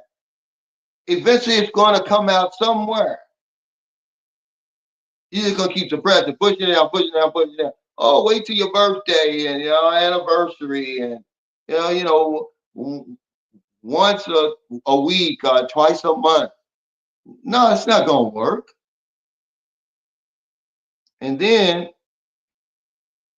when you find an outlet, now you're a dirty old man. Oh, why didn't you just stay here and suffer with me? He said, I would rather date a young, beautiful woman than to be called a dirty old man here in the United States. See, you're taking the words right out of my mouth, man. This is what I'm saying. Younger women truly make a man feel better. You'll feel younger. This is a fact. Okay? But some men, man, they're suppressing their lives, okay, for this rhetoric. Oh, he's sacrificing for the good of the family. And then when you're dead, you're dead. Okay, you're nothing but dust. People go on with their lives. It's not going to do any good. You can't hear them talking good about you and how much you sacrificed when you was alive. He said, hell, I take 7 days a month in a heartbeat. No, that's what she wants. Yeah, you see, that's what I'm saying. You're not getting that. But then when you say, uh, I want to release, I got to release. Now you're wrong because you're cheating. But I'm still supposed to stay married to you and you won't even make love to me? No kind of way? Because you don't want it, it means I don't want it, I should have it. This is the cultural differences I've got in my own country. I don't believe that stuff, man. That's made up. Hey, he says, good evening, Cal. I saw a photo of Booby in the hospital. Hope she's okay. Yeah, she's better. She's at home. All her lab tests were negative. Her CT scan was negative. So I told them, check for glasses. So she goes today, which is Monday already there. But yeah, thanks for asking. But we don't even sit down. See, this is why it's so much better when you go to places like the Philippines because you have that unspoken agreement. There is no unspoken agreement here. It is, but it's not to your advantage. You don't benefit from it. It's like you're going to be this emotionless robot. All you're going to do is work your fingers to the bone. You better not even think about touching me. I control the sex. See, the woman controls the sex. Which you shouldn't be. If you're a team, a marriage is a partnership. Y'all got to work together. But they want to control it over here. And that's where the problem comes from.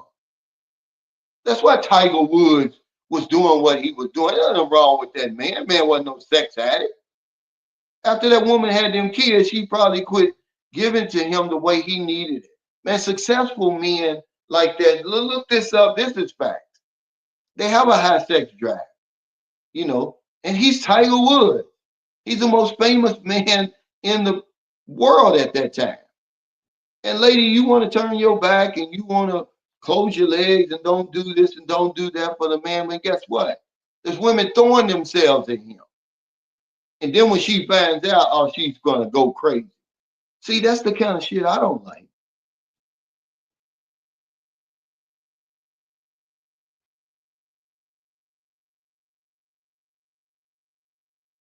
Then they're going to try to drag that man, with the help of the feminists and this whole effed up media over here. That man ain't done nothing wrong.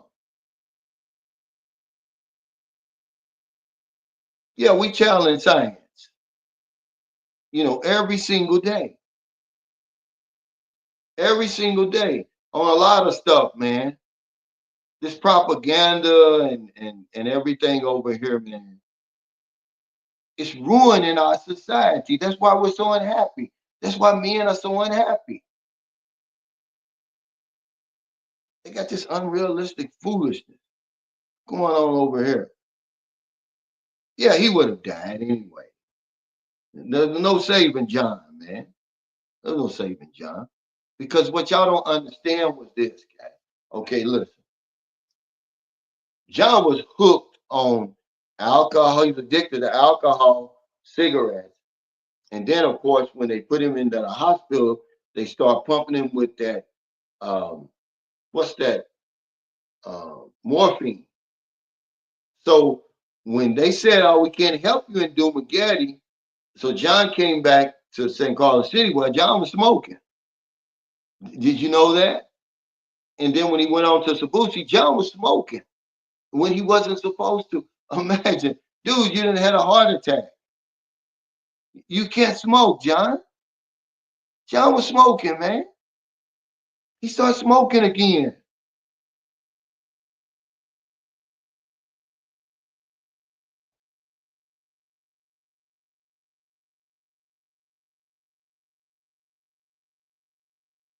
Yeah, we all what we smoke and drink. It was like I asked John one time. I said, "Man, are you trying to commit suicide? What's wrong with you, John?" Because I was a hard drinker. I'm an alcoholic. Now I just don't drink anymore because I love alcohol so much. And I asked John. I said, "Man, what are you doing? Why are you trying to kill yourself?" When I put him off the show, I said, "Look, John, you can come back on one condition that you don't drink." John could not stop, man. He could not stop. He was smoking like a broke stove, drinking a liter, maybe more. I don't know. He was drunk every day. Something was bothering John. I don't know what it was, but it wasn't the lack of medical facilities that killed John. It wasn't that easy. John wasn't that healthy where a doctor could have saved John. Yeah, we want a miracle. We want to eat what we eat, sit around and be lazy, don't exercise and do nothing, and then just show up and everything's gonna be everything. Yeah, he needed a miracle, John did. Yeah, see, um, this is, we don't want to talk about this stuff. Man, we got a crazy society over here. We just don't know it until you leave and things start making sense to you. Things start being revealed to you from being out of that. Remember, I did a vlog about it. I was like, something's killing me over here, but I don't know what it is. So I got to avoid all of it. Y'all thought I was joking, man. Something's killing me over here. See, it's like I've been taken out of this and I started healing. Then you're going to put me back in this toxic environment. I'm going to die. I'm going to die, man. Them people, man, somebody pulled me to the side. Well, it was Chris Williams. He said, man, look, you made it out of here, dude. Don't come back here, man. You made it out. You come back here, man, you liable not to make it out anymore. You're liable not to be that fortunate.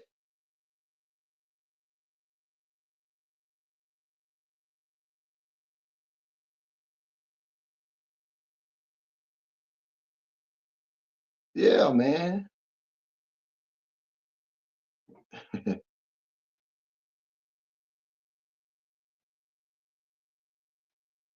I don't know what you're talking about. There's nothing wrong with that.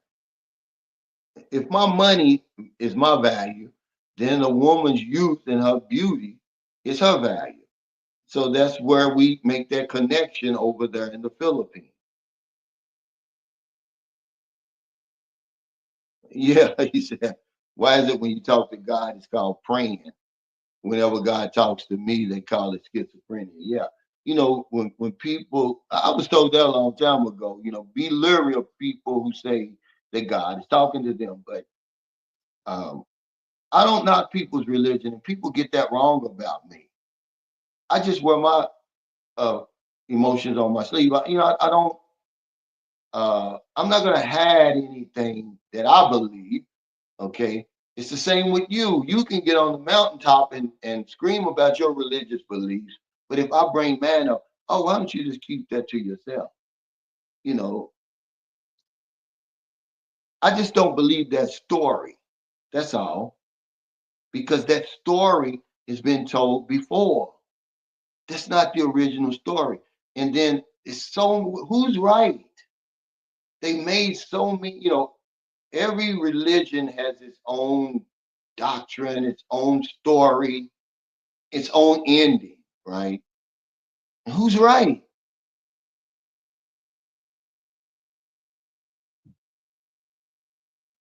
See, there's an unspoken agreement over here, but it don't benefit me.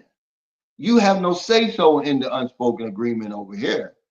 The unspoken agreement over here is I control the bedroom. Women could, that's wrong, man. We're in a partnership. You know, if you take better care of yourself, then you may want it more than 7 days. Or if you really love me, you're not going to want to see me suffer for those other 23 days.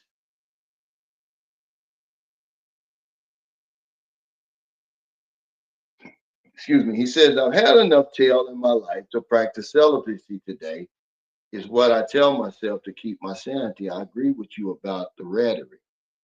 Yeah, yeah, it is rhetoric, but see, I'm not going to I'm not going to deny myself like that, you know, unless I have to, like I have been. I've been celibate over here for what, going on 3 weeks. Tomorrow be 3 weeks, but it's not going to be 3 years. It's not going to be 3 months. It's not going to be anything that's going to be unhealthy to me and my lifestyle. Yeah, that's what I'm saying. But we're supposed to stay together. People don't even remember their vows. That's what it is. People don't even remember their vows. They don't even remember what they promised to do or what they vowed to do.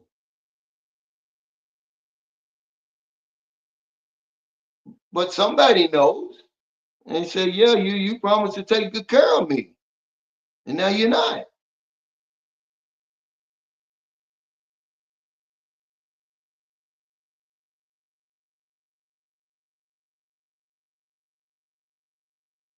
He said the number one way to lose weight isn't diet and exercise. It's called going through a divorce. Yeah, but me and we're not supposed to have feelings. You know, that's not supposed to affect us. When I was talking about creating the hell for myself over here, I was talking about my divorce. That hurt me. That was part of the hell I created. But people thought that I just walked away from there unscathed. It didn't bother me. I didn't suffer any consequences. That I was okay with it. That I just walked away and went on with my life. That's not true. See, that's what I was talking about. Yeah, smoking after a heart attack. It wasn't the lack of quality medical equipment. That's not what kills most people.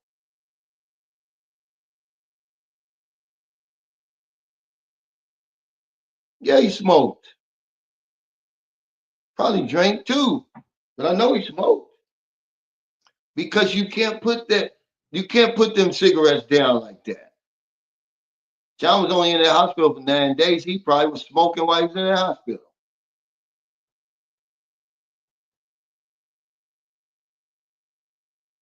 He said, "Do expats in Manila seem more friendly than in Cebu?"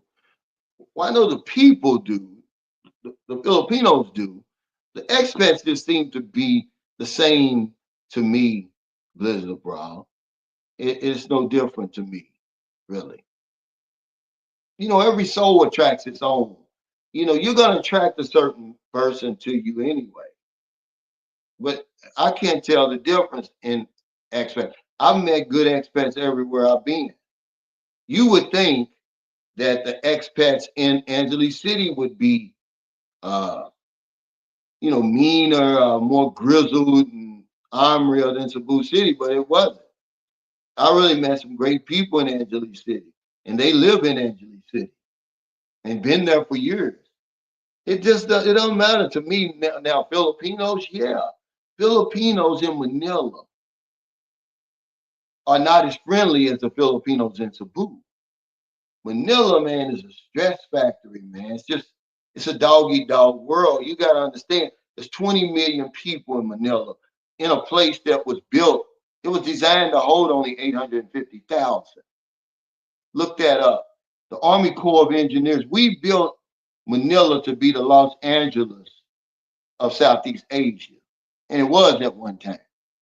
That was the United States playground. They was like, okay, we're going to be way over here on the other side of the planet.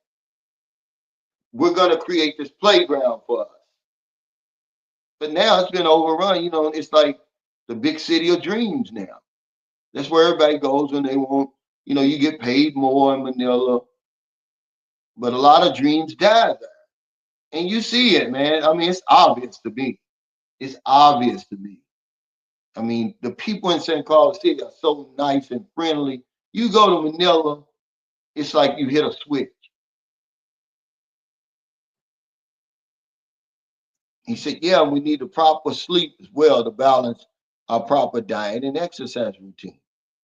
Because, some of my closest expat friends, like Philip Cooper, he lives way up in Luzon. He's been to my house before. I mean, he's a great guy. Just, I don't see a difference. Hey, George, he say, Cal, I just want to say hello from Tacoma, Seattle. I hope to catch the next meet and greet in Chicago. Yeah, I was in Seattle for just a split second.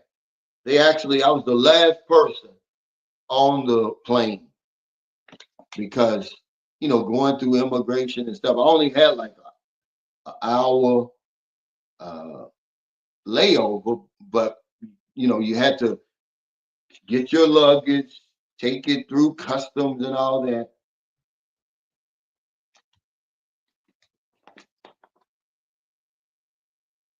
Yeah, the triangle of death is real. For me, it is.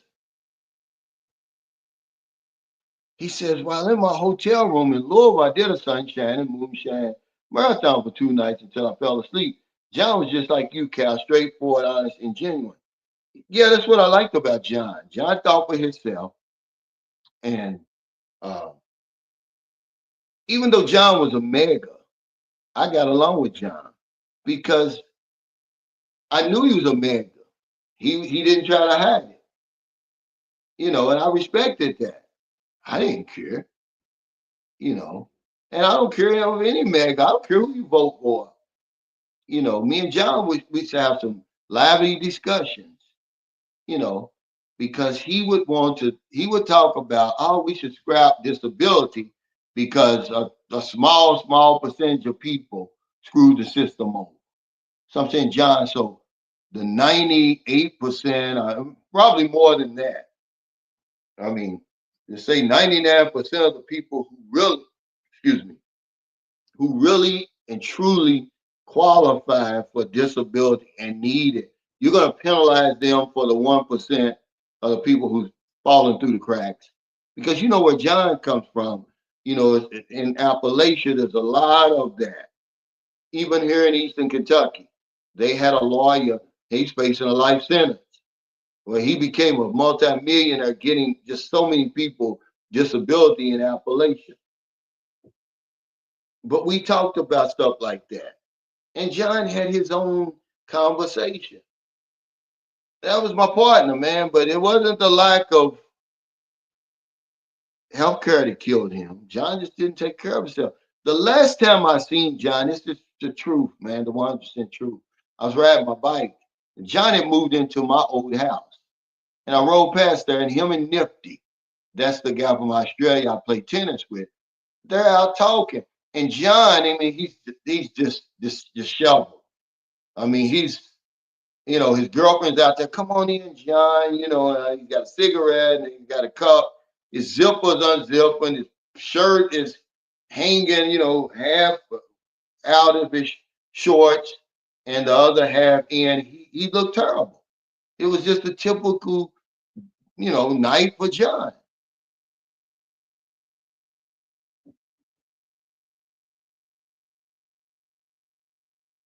He said 3 weeks is way better than some of these LDRs. I wouldn't want to have a dry spell that long. Yeah, it's eventually going to be 5 weeks for me, and that's reasonable. That's something that, I mean, I don't focus my man, I can do it. But 3 months, no. Okay. This is what happened to my marriage, man. You don't understand. Me and my wife didn't have any problems. We didn't fight. We had a good relationship. We got along well. We had a good marriage. But when she moved back to America, hollering about, oh, she's worried about her visa expiring. I was like, okay, I hope you know what you're doing. And, she's talking about, well, I'm going to spend 6 months in America and 6 months in the Philippines. I said, okay. And she was gone 10 months, by the way. And, and that was that. That's 100% facts of what happened to my marriage. Okay. I was not going to be without a woman for 10 months. I didn't sign up for that. That's torture. You're not uh, living up to your end of the vows, of your end of the bargain. She's listening to her friends. Oh, if you stay outside the United States for a certain amount, because remember, Trump was in office and they had Filipinos scared shitless about losing. I said, girl, look, let me tell you something. As long as you married to me, you're going to have a visa. Okay, let them take it. We'll get you another one. She wanted to come back and work, and because that's what she told my kids. I wanted to come back here and work. Okay, well, you did. And that was the end of uh, our marriage. And people are going to say, oh, it's shallow. No, it's not. It's not shallow. He said, Cal, you're back in the matrix now. It means you got to move different. Well, yeah, just for these few weeks. I don't know why people think I moved back here. My life is there for the foreseeable future. There's no moving back here. Temporarily, yeah, you're right. And I'm going to move different. He said psychologists say that going through a divorce has the same stress as going through the death of a spouse. Well, it does. I remember, let's see, who said this? And it made sense to me. Miley Cyrus, believe it or not. She said, when she was going through her divorce, that's what she said. So she must have read it from somewhere because she said it, and it hit me because I was like, yeah, you're right. She said the only difference is the person is still alive, but you can't see them. They're no longer part of your life anymore. It's like they died, and you got to grieve through all of that. But we're not supposed to grieve. We're just supposed to go on with our lives. We're emotionless robots. We don't care. This is what people think about men over here. That we don't care. We don't have no feelings. That I just walked away from my family and didn't suffer any consequences. I did. That was the choices. That's what my that's what heaven and hell is to me. It's a state of mind created by the life choices and decisions you make. I suffered from that decision because I really made the wrong decision at the time. Okay. I thought it was going to be easier. No, I miss my family. I miss my kids. I wanted to go back home, but when I left, I couldn't go back. So I gotta deal with that. It became hell for me. So then finally, when I walked through that and I found the Philippines, see, this is what I was talking about. Now my hell became heaven. It's like, okay, I'm able to work myself through that.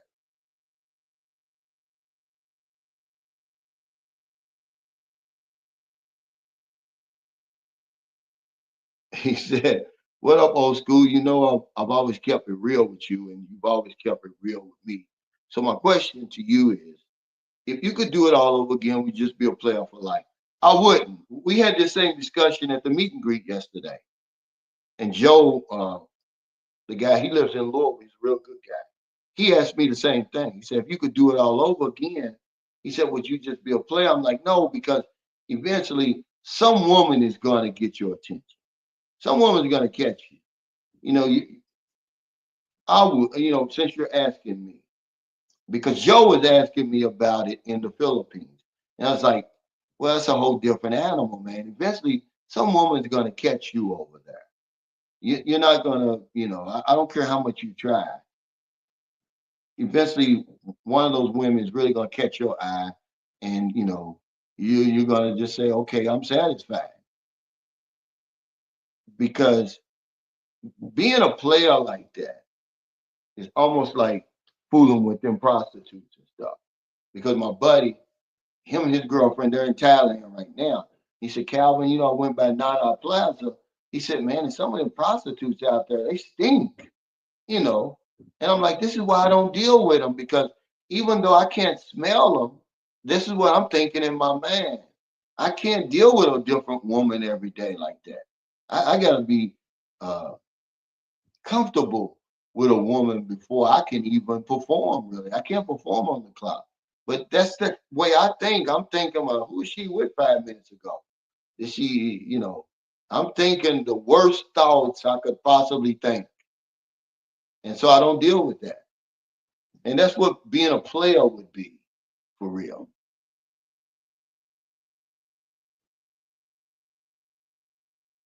He says it's a dog eat dog world, and so 8 billion people on this planet, and most of them are women. So as men, we are at the advantage we come to provide and protect. Yeah, I just think that it just depends on your psychological makeup. Eventually, some woman's gonna catch your attention. You're gonna fall for somebody. So somebody, is gonna be better than all the rest of them. And that's just been my experience. And you're gonna be like, okay, I like this. Ain't no sense in me looking somewhere else.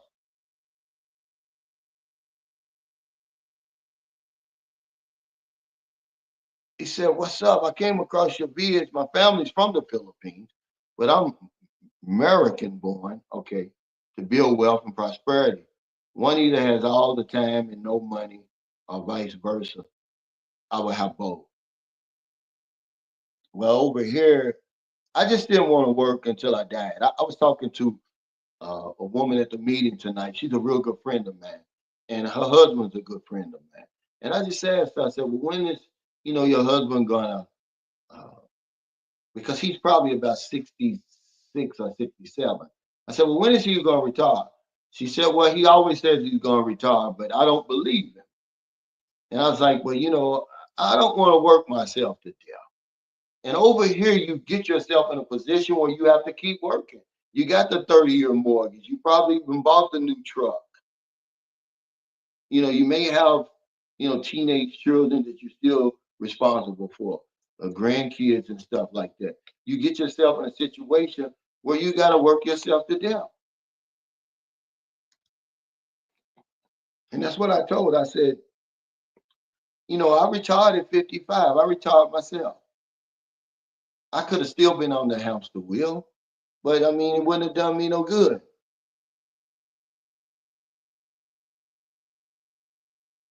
No, I'm not. I'm not. But you have to understand, see, by you not having a channel, you really wouldn't understand. He said, I only watched one video, and then you mentioned the Philippines. You seem to be centered on the topic of women as the reason to go there. No, it's just because 93% of my viewers are men, and 100% of them go to the Philippines for a woman. I live in the Philippines, okay? I've got over 3,000 videos. So you only watch one video, but go on and watch the other 2,999. Okay, then you'll see that I'm telling men not to make that their only uh, reason to travel there because you're going to stumble over women over there. That's you have more important things to worry about. But I know my audience.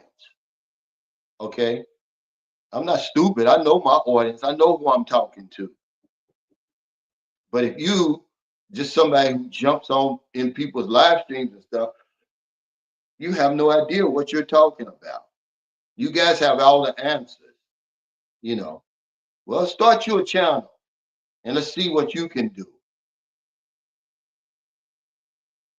Yeah, he says away from her for 10 months means I'm finding a replacement way before that amount of time. Yeah, but see, they're gonna say that I was wrong and I didn't cheat. You left. If you'd have stayed there, we'd still be together. That's just a fact. It has nothing to do with my feelings and emotions.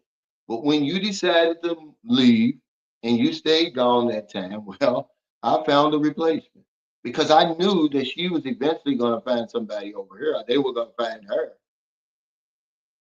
But of course, you know, the woman's story always gets out there first.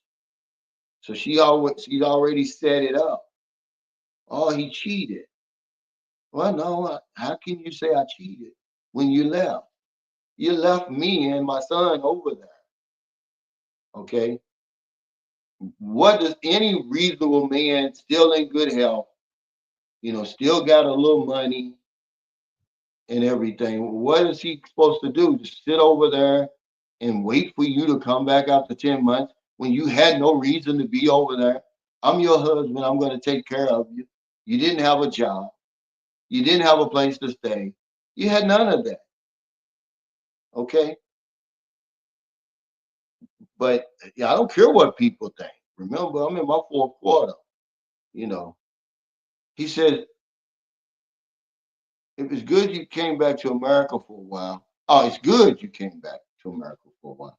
It will help you realize why you left and help you realize you made a good move to leave. Yeah, well, I learned that probably in the first week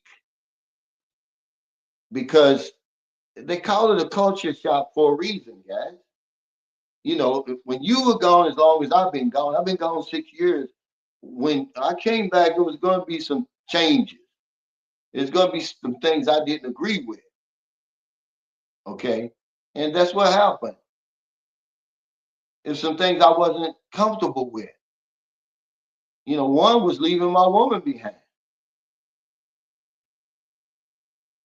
And, this guy, you're not Christopher Columbus. How many times, guys, Since he's new watching me, have I said that? These guys go over there like they're the Christopher Columbus. Food, they're gonna chew you up and spit you out. You ain't gonna be no damn. Who do you think you are? Okay, that this is the problem. People think that the Philippines is backwards. You crazy, dude. You can go over there with that attitude.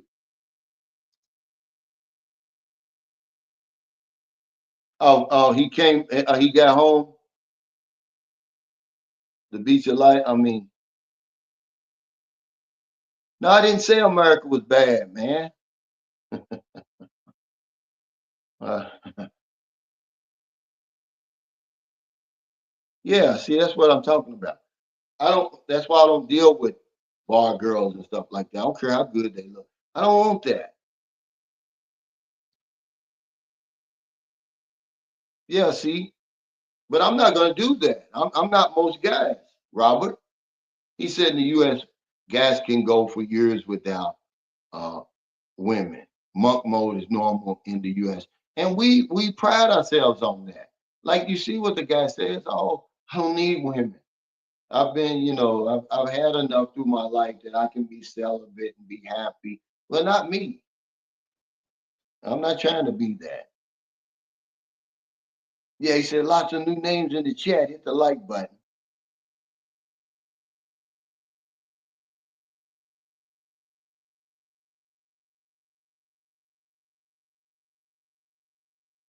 What's up, Q Dub? He said, hey, Cal, since you've been back, have you had a chance to partake in your favorite food or restaurant that you could not get in the Philippines? So, what was it? So far, man, I've had that steak. I haven't had any good tacos yet. I'm going to do that. I got to get me a good pizza. See, really, I haven't been here really that long. The dust really hasn't settled, to where I'm thinking like that. I hit the ground running, Q Dub, Social Security, and getting um, my ID, my credit cards, my debit cards, and all that stuff. See, but I had a steak today. I had a T-bone steak, and that's really one thing I've been craving. But eventually, I'm going to hit. Well, I did have my Chinese food. I did have my Chinese food that, from the Chinese, what we call Chinese food. I did do that and had my steak. What's up, Chief? That's dull in May. He said, after being married for 20 years, the last thing on my mind is being tied down again. I enjoy being single. Yeah, but being single and being a player, I think, are two different things. He was like a player for life, and there's a song Babyface had out, him and Pebbles. Um, you never know who you're gonna love. You would say, I always want to be single, you might get on the damn bus. You might see her in the damn airport or whatever, something, you know.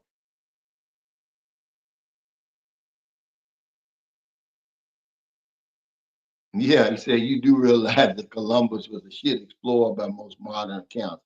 Yeah, he was evil too.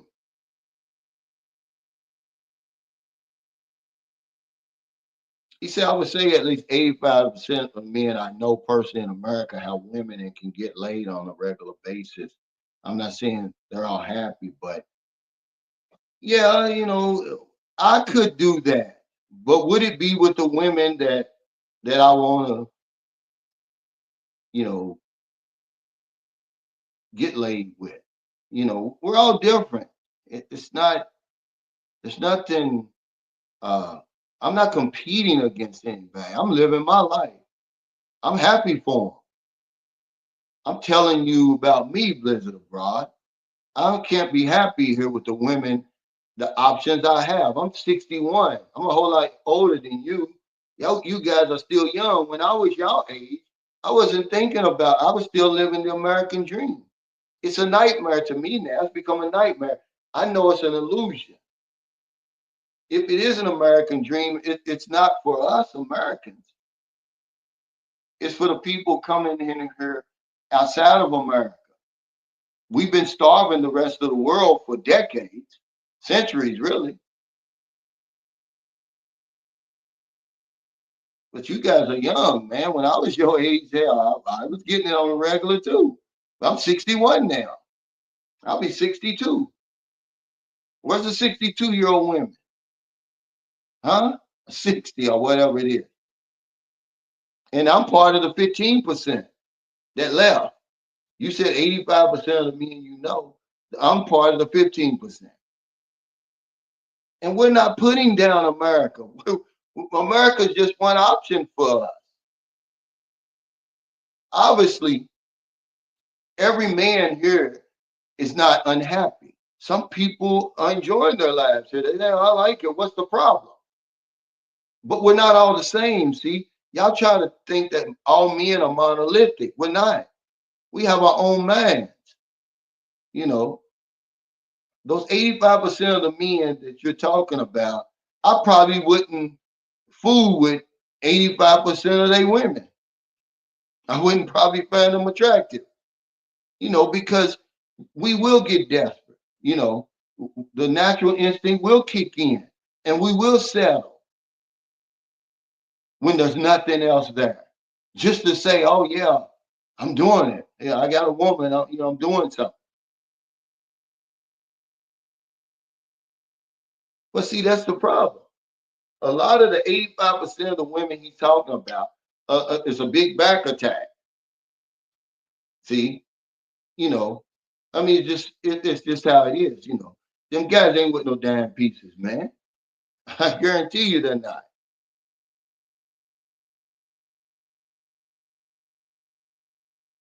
I'm sorry. What's up, Ace? My buddy, you still in Indonesia? He said, happy to hear your thinking is coming full circle. It's nice to have a social support system that can pass along the big picture of good advice. It is.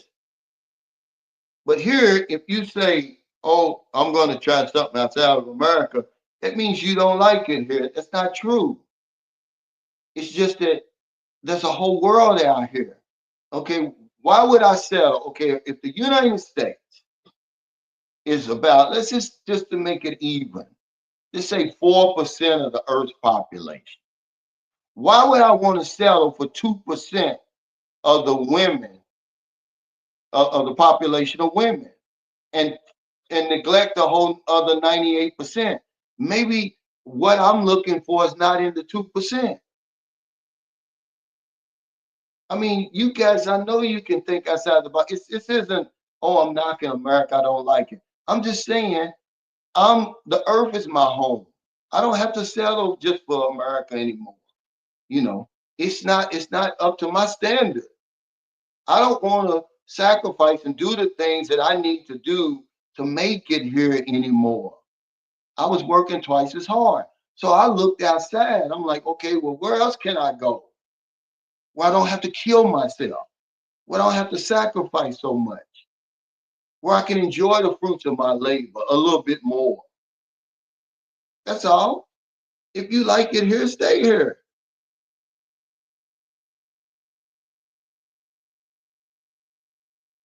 He said, hey, man, you're in your third quarter, Big Cal. Now I'm in my fourth quarter, man. My father died at 61. My mother died at 62. He said, from the looks of it, big bro, you're definitely live well past 75 because you're in great health. But that would mean I'm in my fourth quarter. I'm 61. I'm about to turn 62. 75 is just right up the street. I look at it like the fourth quarter to say, look, man, I'm not procrastinating. I'm not putting anything off anymore. I'm doing it now. Do it now. I'm not going to argue with people. I'm just going to do it. If you're happy here, stay here. Everybody's different. He said, at least you will have a deep appreciation of Philippines, Calvin, once you get back. Yeah, you're right. There's always a silver lining, you know. But the topic was, what do you do when your American dream turns into a nightmare. You start looking around, man, at your other options. Create a plan and then stick with the plan. Don't give up, man. Thoughts become things. They really do. And then one day you're going to wake up and you're going to be living the life you always dreamed about. And I'm not being successful. I'm not living a good life at the detriment of somebody else. I'm not.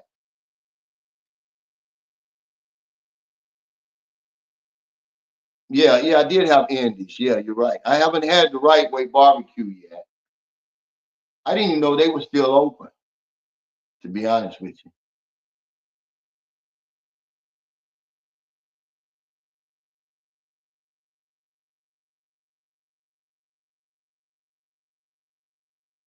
He said, the American dream is keeping me alive. Yeah, good, man. But remember, I don't owe America anything. Everything I got, I worked for. There wasn't nothing given to me. Remember, you had no say so in where you were born. All that, if you think you owe America, man, you know what that is. That's indoctrination. You know, when you die, they're not going to care about you. Yeah, he said 62-year-old women, I doubt they're giving it up regularly. Yeah. I mean, but we'll come up with these conversations because they're always going to push back. They're always going to be objective. And I'm not doubting what people say about that. But he said 85% of the men he know, I guarantee you, I wouldn't be attracted to 85% of the women that they're dating. Okay, because we're probably dating the same level of women. When I was at my peak, man, I'm earning 150, 200,000. I'm driving a convertible. I got a 3,700 square foot house. $700 suits every day. I'm living the life, man. I know what I'm talking about. But at some point, I said, is this all there is? I needed to see something else. It wasn't enough for me. There had to be something else, and that's what I'm living now. The something else.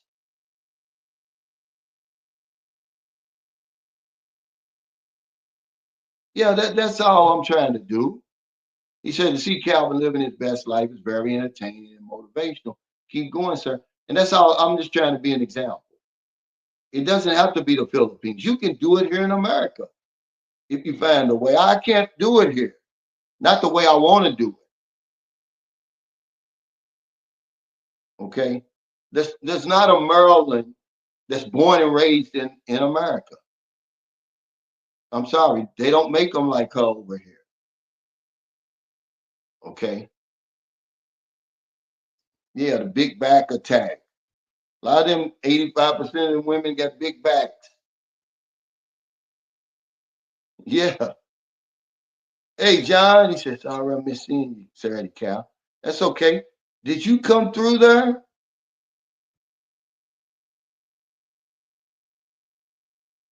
No, no, I know, Blizzard, but that's a good conversation starter. He said that wasn't for you, Cal, it was for the one saying most men I date are doing monk mode. Yeah, no, that's a good conversation, though. I don't believe that. I'm not going to do monk mode just to prove to people. I mean, they brag about that. Oh, I don't need a woman. I need a woman. I need women. Uh, you know, I like female companionship, not just in the bedroom, but I like being around women. I like looking at them and interacting with them and stuff like that. I'm not going to go monk mode just to prove I can do it. Yeah, it's always a competition though. Yeah, he said people never miss what they never had. I like exercising my options. Right. See, that's what I'm saying. That's all I'm saying. When they see you out there, they're stuck. They're anchored here. They can't move. They can't move an inch because the mortgage, the child support, or whatever it is. So they're anchored here. They see you out there. No, it's not like what you say it is out there. Well, how do you know? You never been out here yet. Oh, you sugarcoating it, you overselling it. No, I'm not. But you can't miss what you never had. It's like what he's saying. Nothing I'm saying makes sense to you if you stuck over here and you can't move. You're afraid to move. You won't even take your vacation somewhere else. You run down to Florida or out to LA or Vegas some damn where. Well, she's a damn piece to me. See, all that's subjective. You know, what would a, I guess as a, if you're a 40-year-old man, then your damn piece is probably gonna look a lot different than when you're 61. But yeah, she's in tip-top condition. Okay, she's a fitness, a trainer, basically. She just don't have her uh certification. Okay, yeah, she has a perfect body and all of that. Okay. And she's cooperative. She's very intelligent. So, yeah, she checks all the boxes for me. But I'm not in a competition with anybody. See, that's what we bring. We bring that sort of thinking over there. I look at my woman; she's better than yours. In my eyes, yeah, she's a damn bitch. That's why I'm still with her. She checks off all the boxes for me. She leaves me alone, man. She gives me the three P's. Remember the three P's?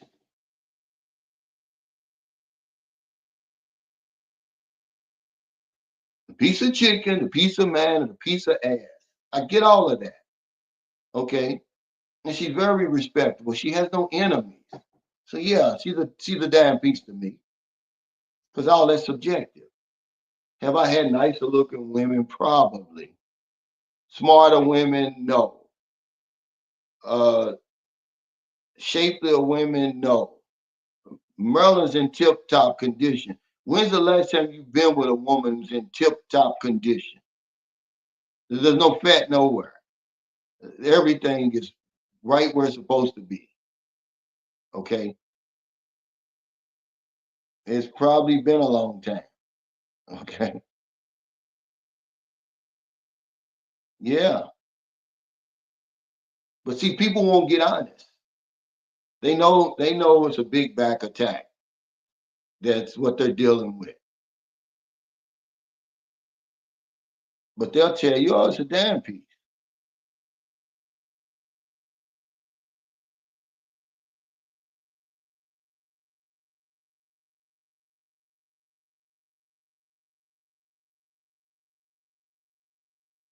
Yeah, he said, Cal, you made a good point earlier. The two ladies that came to the meet and greet were class acts. Yeah. Beautiful and ladylike in every way. Successful in their own right, but modest and respectful. And they were with their men.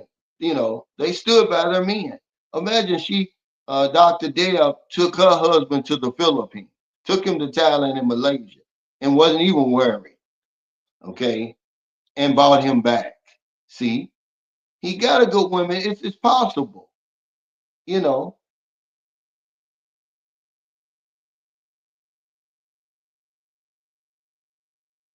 he said, yeah, he came, Cal. If I'm not mistaken, your son in the Philippines ended up going to America a while back. If so, how much has he changed? Oh man, he's 13. He's taller than me now. He's only been back two years. But remember, I've got two sons over here now.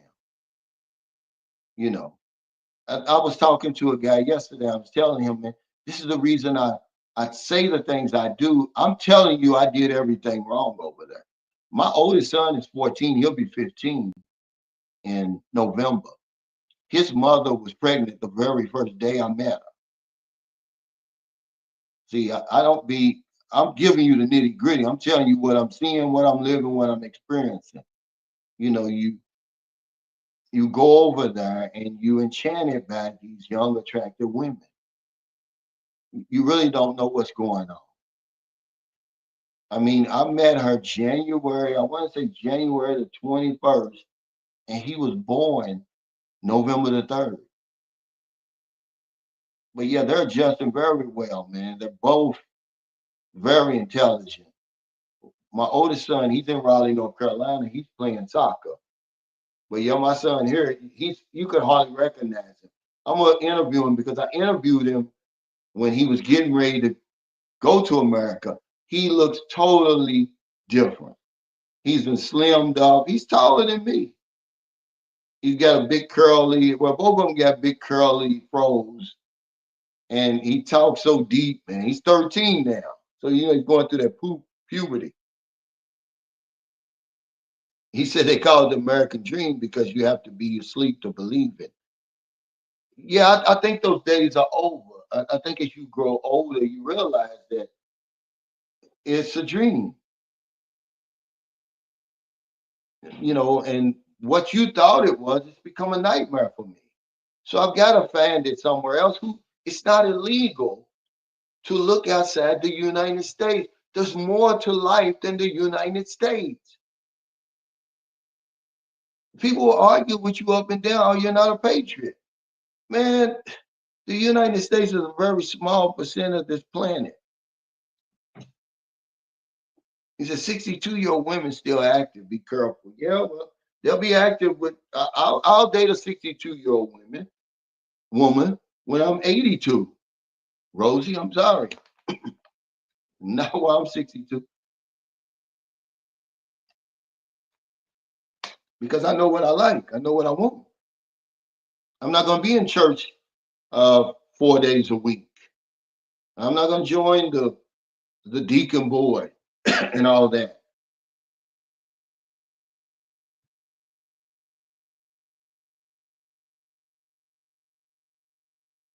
Yeah, well, see, the thing about it is when I was younger, I didn't have to worry about that. You know, I had what I wanted. But as I got older, my options got smaller and smaller in America.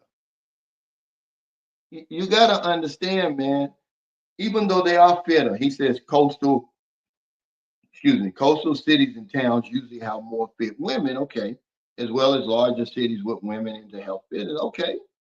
But they're still 62, QM. I don't want any woman 62 until I get 82. Y'all missing the point.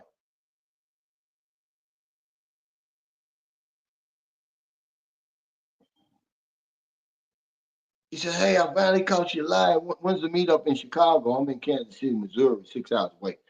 Well, it's tentatively set for that first Saturday in April, but it's not written in stone yet because, Cedric Giles is supposed to find me a place there if he can. And then I set it up. We'll just meet there, man. Jay Legend said it's 30,000 enough to live in the Philippines for 3 years. Well, Broke John tried it. It didn't work for him. It's probably not going to work for you. Okay. Um,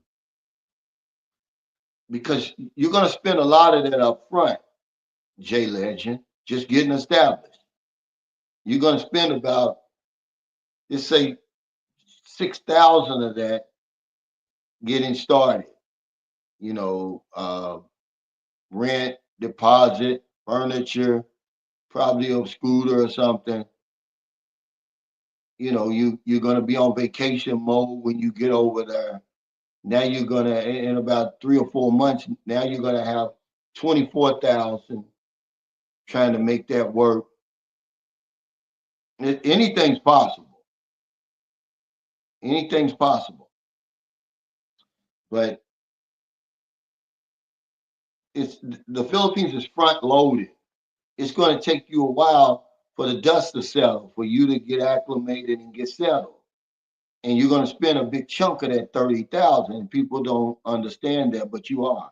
You're going to want to travel around and see different places. You're going to be eating out all the time. You're going to have the woman. See, the woman's going to take a big chunk of that, trying to take care of her too. See,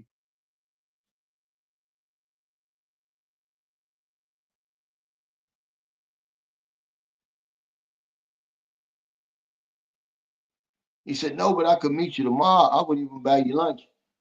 Yeah, I got to see what. Well, maybe we could. Do you got my email, John? Put my email up there. Jacob Chande for me, please. Yeah, see, the whole point, like I told you yesterday, we're at the Twin Peaks. If you ever been there, they got attractive women, just like Hooters and all of that. But who wants that attitude? You can just see it. Them guys in there, most of the people in there, most of the patrons were men. They're slobbing over the women, and they getting big time tips. I just don't want to play those kind of games anymore. You know, and then she's gonna be looking you all up and down. Well, where's your sports car and all that? You know, I mean, it's just the attitude that I don't want to deal with. But I don't know who somebody already. I didn't come up with that. I just found it hilarious too. But I did come up with the big back attack. But but these young guys, they come up with all stupid stuff like that.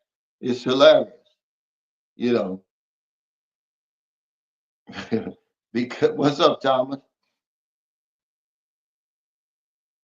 Yeah, they're trapped here and don't know it. They're anchored here. And then when they see you out there floating out there, they be like, "Man, you screwing up, man. You're not a patriot. You can't make it over here. Look at me, I got a woman. Yeah." He said, "Don't explain your women to other men that agree." Man, look, there's one thing. Uh, he said, "I like the three S's. Yeah, I like the three P's."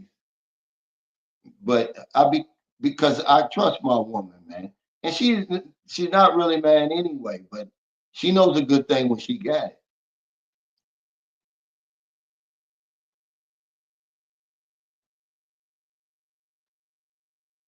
But I'm not worried about that. We got a good bond, man. Um, I've always been a one woman man anyway. It's one thing a woman really can't say about me. I haven't intentionally cheated. Now, when I was drinking and stuff like that, that's a different story. But when I'm in my right man, I don't need but one woman. He said, "Yeah, Calvin, women in their 40s look old to us when we're in our 20s, but they look young to us when we're in our 60s." Yeah, that's what I'm saying. Merlin's 42, man. I don't know if I can do any better. I mean, why would I want to roll the dice again like that? Could I do it? Of course.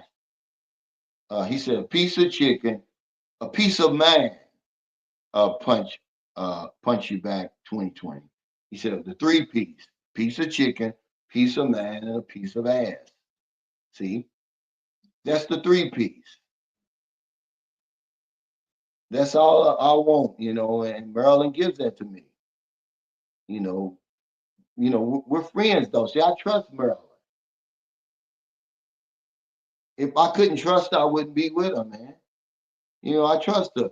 Yeah, we was talking about John. See, John didn't. John was with his woman. He claimed he loved her, but she didn't have his ATM number in the event something happened. And people looking at me now probably think, "Oh, you crazy, man. Look, we got a house together. We got a daughter together. We got a history. If something happens to me, you better go in there and get that money. If I'm in jail or if I'm in the hospital or if I need to be buried or something like that, get it out before, before you can't get it out." Yeah, Harold Teal made that saying, a yummy six. And that's what we mostly end up with. But then what happens is, here's what happens. You're going to get a raw, beautiful woman in the Philippines because, she doesn't have a whole lot of money. But what she's going to do, she's going to blossom under you. Under you. You're going to start taking better care of her. And in about 6 months, you're going to look up and you'll be like, damn, yeah, she might be a 10 in about 6 months to a year. When you meet her, she's not going to be like that. She's going to be raw. But by the time, you bring her along with you, you'll have a 10.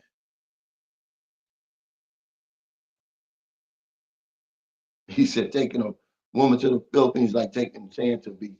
Well, not for him, These people, man, that's successful. They could live anywhere they want. I mean, they got a good life together. I mean, he's happy with his wife. She's got good personality, very intelligent. I mean, uh, I'm gonna tell you something. The smart men are taking their wife. If you got a good relationship over here, they're taking their women with them. The smart ones are. Because now look at the life you're living over there. You got two pensions. You don't have to worry about the women over there scamming you and all of that. You got your travel partner. You got your conversation. You got your friend. You got all of it. These are the smart men who are doing that.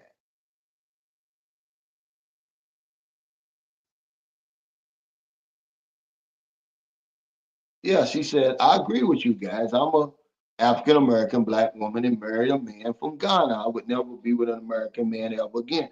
I think it's the Coco Strand, Stevie. I think it's the culture.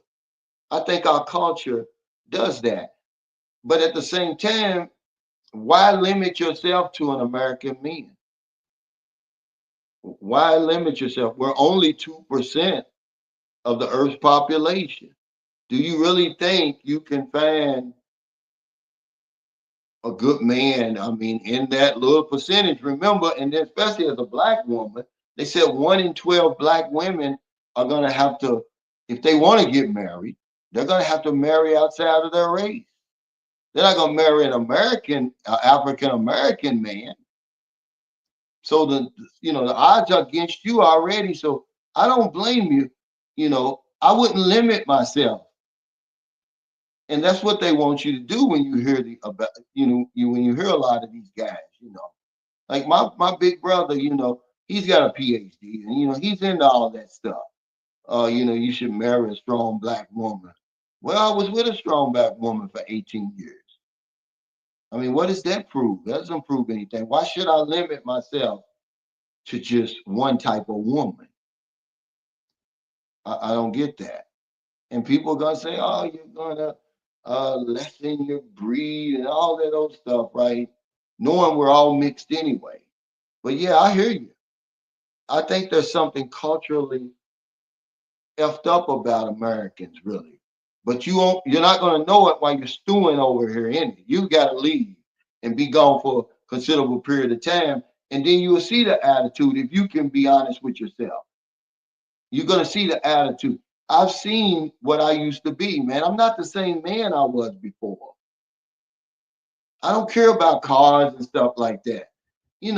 One of the best friends I've got in the world came to my meet and greet. He's from Louisville. And you know what he said? He said, "Man, uh, I want to show you something. Step outside with me. I want to show you something." I bought a new car for the first time in my life. And I'm like, well, damn, you know, you're 55 or whatever it is. You know, I see that kind of stuff. I don't like that kind of stuff anymore. That don't do anything for me anymore. And we never went out there to see it. I wasn't discounting him. I'm just saying I'm not like that anymore. That materialism has left me. I'm not with that anymore. Thank you. The U.S. is not the end all be all, and this is the Kool-Aid we're drinking. We think it is. Yeah, the deacon board. Well, no, they can't. They can't. He said anyone can go to a developing country and live okay. Well, do it. There's plenty of people that try to do it. They can't do it. Is it impossible? No. Is it something to brag about? No. Because so many people do it. It's just an option, man. We don't have to fight and compete all the time about that. If you don't like it over there, but to think that, oh, it's okay to make it over, how you gonna make it? You better have some money.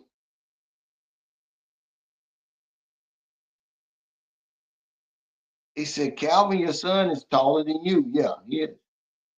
He said, a son's dream. I'm 6'3", and my 10, 11-year-olds dream to be taller than me. Dreams come true. Yeah, I was shocked though, because But I think my ex-wife's father, I believe he was tall. So maybe he's getting it from, but my father was 6 foot. But yeah, he's 13 years old, and we're looking eye to eye now. And I was really shocked because if you look at that short I made when I was telling him, don't smoke weed, don't do this, don't join gangs and all that when he comes to America, man, he's down here to me. And he's chubby. Now he's slim, man. He's slim, he's tall. Yeah, they're missing the point, man. But we got to keep having these conversations. It's really not about, it's just about options, man. That's all. If you can't find it here, who says it's a crime to try to find it somewhere else? Remember, you're living on a diet. To begin with, the earth is a diet in the universe, but then you're living on a diet. You don't travel too far outside of your um, present circumstances. So you're trying to get everything that you want in life on this little bitty tiny dot that you exist on. When what you're probably looking for is somewhere out here on the bigger dot, the job, the woman, the business, the peace of mind, whatever it is you're looking for, it's probably not going to be on that little dot that you exist on. It's going to be in the bigger dot somewhere out there. But we're afraid to go out there. We listen to all this rhetoric. Oh, you're a patriot and all that stuff. He said, y'all might can go for years without a woman, but you're not supposed to when you got a woman. Excellent. Excellent. See,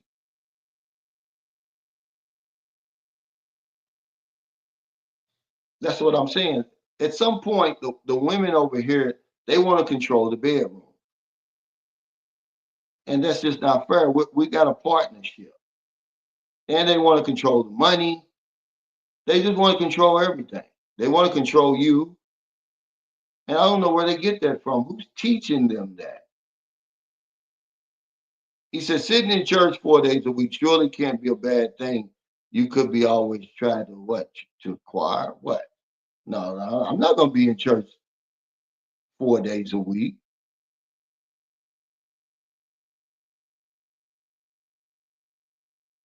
Where you can get land a whole lot cheaper. I built a house for 20,000.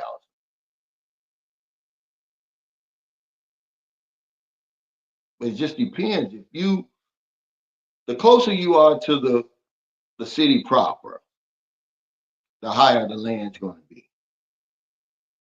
If you go out to the province or to one of the municipalities that surround those cities, you can get land really, really cheap. But even if can you buy a lot here in America for 20,000? Can you? I don't think you can.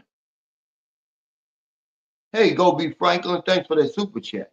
He said it's short, man. DM me if you can make it into the PNW for a visit, and I will host and show you around all the best, man. He said, yeah, life is short, man. Yeah. DM me if you can make it to the PNW.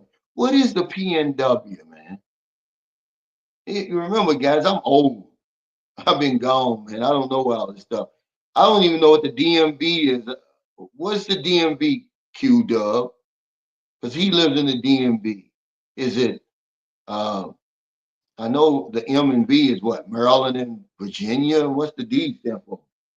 Baltimore? What is that? I appreciate the super chat and the offer, Go Be Franco, but what is the PNV?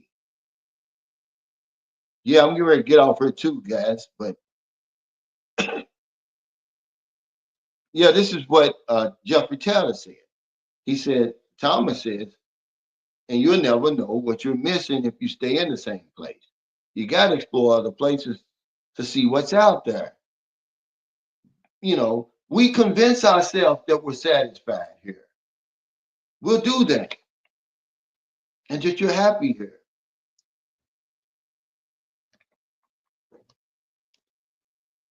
And that you got the best that life has to offer. But how would you know if you haven't been anywhere?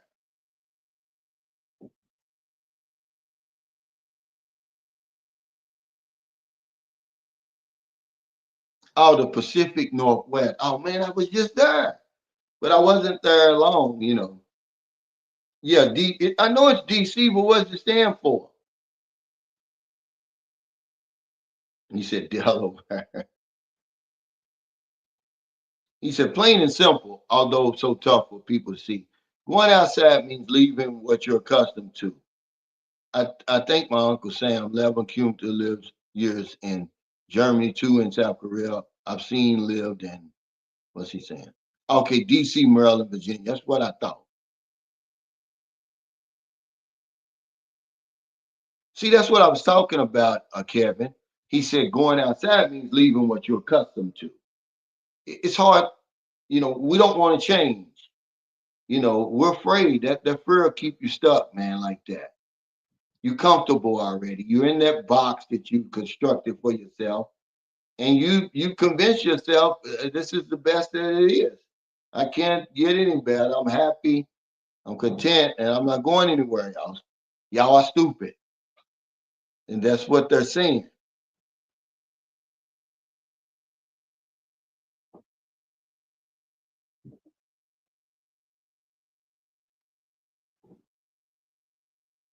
Yeah. But see, hey, Smith Bree, thanks for that super sticker. But remember, man, I'm not trying to uh, back myself into any corner. And I'll tell you, wherever, go where you celebrate it. Everybody says that. It's true. If Ghana and Panama are what you like, then go on over there. Is that where you are? Is that what you got experience in? And you found that to be, uh, your paradise, or is that just what you heard? You watching videos? See, unless you live in it, man, I really don't want to hear it. Unless you really live in it and you can really give us some real good information, not what you're thinking. It's just a waste of breath, guys. It's not doing anybody any good. You know, I got on here, believe it or not. Stop talking and start walking. See, this is a walk show. This ain't a talk show, man. We can sit here and argue this stuff all day long. If you ain't gonna do it, you ain't doing nothing. I'm telling you that the Philippines is a legitimate option for men, Western men. But that's nothing new. But I'm living it. I'm showing you that it's really possible. People are always gonna push back, man. Muhammad Ali at his peak was one of the most famous people, but yet at the same time, he was one of the most hated people. People are always gonna push back on you. That's just part of it. He said, "There's no boogeyman out in the world. Travel, travel, travel. The world's way bigger than the United States. We travel less than any other developed country. That's a fact. It has nothing to do with your emotions and feelings. We don't go anywhere. Okay, it's now. I grew up in a family of 9 children. There's no telling how many grandchildren that my mother has right now, and great grandchildren. Don't you know there's only 3 people in all of that has a passport book? Me, my brother who's 72, he just turned 72, and my nephew who's 40 plus. He works in Iraq for a contractor. Of all of the people in our whole entire family, nieces, nephews, sisters, brothers, the cousins, the whole 9 yards. We don't travel. We'll go to South Carolina, what's Myrtle Beach. We'll go to Vegas. Where else? Florida. We go to the same. We never leave America. 17% of citizens in America, man. 17% never leave the state, man. That's millions and millions and millions of people. They never leave the state. They've never left the state that they reside in. That's unacceptable in 2025. He said 90 degrees. Yeah, see, I love that tropical weather. I can't get enough of it. You know, but then you're talking about getting pushback from people who never been anywhere before. And they're telling you America's the greatest place in the world. Well, how do you know if you've never been anywhere but America? He said, we're celebrating, appreciating the Philippines. I've never felt this free in my life, no cap. That's true, man. I've been saying that. I've been going over there since 2009. This is the first thing I immediately felt that. The first full day I was there, I knew I was coming back. I said, I'm going to live here one day. That was the very first, within 24 hours, I said that. I have, Kevin. He said, I've seen the Muhammad Ali Museum in downtown Louisville. Yeah. He says, hell, I haven't even been to the U.S. You haven't, Angelo? Yeah, see, he's over in Canada. We think that everybody wants to come here. A lot of people want to come here out of necessity, man. We're starving the rest of the world. We're a small, tiny percent of the Earth's population, but we control this vast amounts of the natural resources. But now things are slowly changing. The middle class in China, imagine the middle class in China, just the middle class is going to be bigger than the entire population of the United States. At one time, we were the only ones who could afford the iPhones and the computers and the cars and stuff. Those days are over now. The middle class in India is growing. It's going to be, excuse me, the same thing. We're going to have to start sharing this stuff, and it's already hitting us already. And all you spoiled brats, man, are going to have a rude awakening, man. I saw the writing on the wall a long time ago, man. People saw it before me. I left in 2018. There's people who I'm talking about really left in 2018. There's people who've been gone. They saw the writing before me. They had that aha moment. Like, man, something ain't right. Hey, my 2 cents. Thanks for that super chat. He says, at Coco, cool, you're with a Ghanaian, but it's disingenuous to make it look like the men have changed in America. I think she's saying that she's pushing back, like, okay, she's just saying what we're saying from a woman's standpoint. I guess that's her way of saying it, and she's not wrong. I wouldn't limit myself to the men in the United States.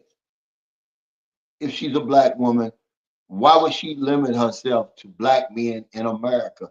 That's a very small pool of men. It's the same with us. You know, they're expecting us to do that. But for a black woman, it's really different because 1 out of 12 black women are going to, if they want to get married, are going to have to marry outside of their race or share somebody. And she probably said, I ain't trying to share. But see, here's the whole thing that people don't understand. There's not an exact number of men for women and vice versa. It's just not. It's not a perfect world. The earth is not perfect. But people seem to think that, okay, if I get with a woman and I stay with her, if everybody got what the first love of their life and stayed with them, a lot of people are going to be without a mate. It's just not enough really to go around. I mean,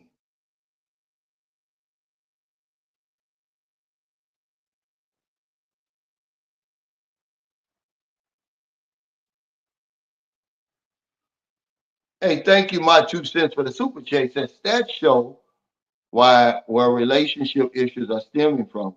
Black women are women's choices of men and other decisions in making health for themselves.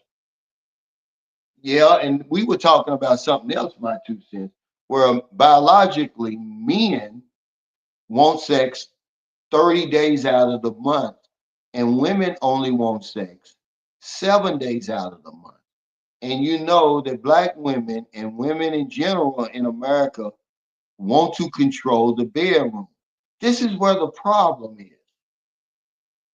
That's where it stems from. That's where it all starts right there.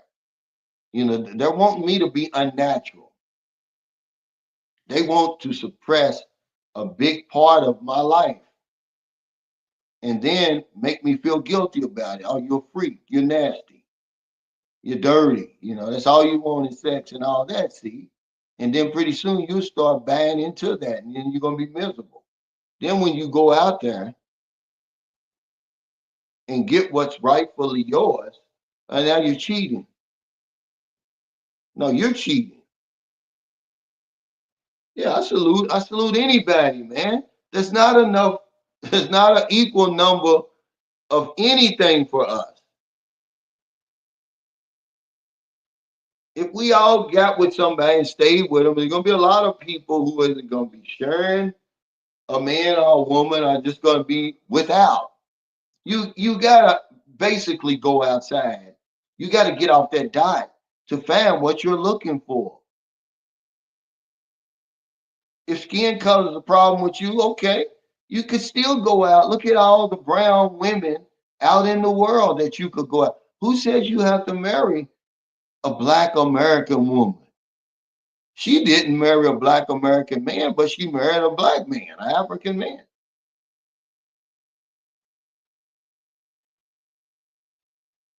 Well, I don't know. We ain't the only ones. Yeah, this is all I'm saying. This is with anything, though, Thomas. That's the whole theory of the dot theory I'll be talking about. If you can't find what you're looking for here, leave and find it somewhere else. It's probably out there anyway, on the bigger dot, not the dot you existing on. Is there any reason why most of us are so frustrated? You're spinning round, round, round on this little bitty dot, exchanging women, exchanging jobs, houses, cars. You know, you never really got anything new. You're frustrated, man. You're settling because you're really not, you don't really have what you really want. But you got to know what you want, first of all. We don't even get past uh, good looking. Most men just want a good looking woman. Character means nothing to most of us. He said, Cal, you haven't made in the Philippines. Enough of the U.S. bullshit. Your time is precious. It is, man. People don't understand this. Some people, it seems like if I was in France doing exactly what I'm doing now, man, I'd be celebrated, man. But because it's the Philippines, you get a pushback from that. You know, they don't realize that the Philippines has something over there that we don't have over here. All we got over here is money, basically. That's all we can hang our hats on now, money. He said, but that's because of their attitudes. Making more money and thinking that accolades want something to a man with options and not wanting to do womanly things. They want to run the show. Yeah, see, that's the whole point. They want to run the pocketbook. They want to run the bedroom. They want to control you and where you going, who are your friends, and all of that. It's too much control. It's not enough partnership going on because no one's ever told us how to go out there and meet a woman and the women to meet a man. Or if I'm attracted to you, or if I feel a vibe and all that's bullshit. That's why shit don't go right. That's your damn hormones. You euphoric. There ain't nothing that you. That's nothing. That's not telling you anything about the person you getting ready to lay down with and get involved with. You excited. You know, enthusiastic. It ain't love and all of that. But nobody tells us. He said, I went to a social dinner event. I was shocked at how many women were single between 35 and 55. Well, why are you shocked, though, the global vagabond? When we sitting here telling you what the problem is. If you've ever been with a woman over here, you see it's the control problem. You know, they want to wear the pants. They want to control everything. This is the way I see it. There is no partnership over here anymore. They want you to be happy. Hey, Purple Heart 72. He said, what's up, Cal? Always a pleasure. They want you to be happy with their decisions for your life.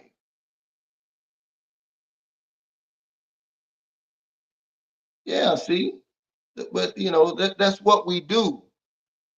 Who tell what has anybody ever taught you how to date?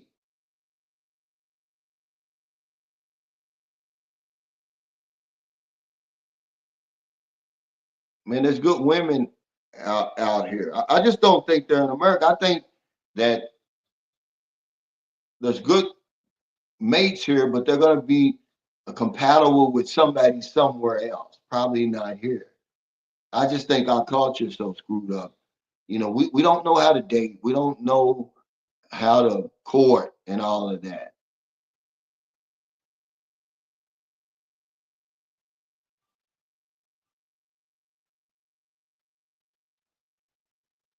He said us men are not supposed to be running around chasing women.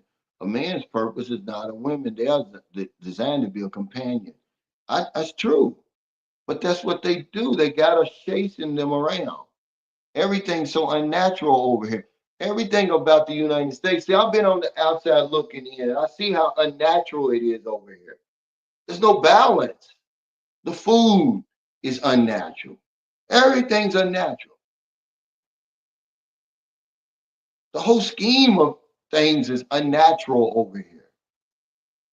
You got women running the household over here.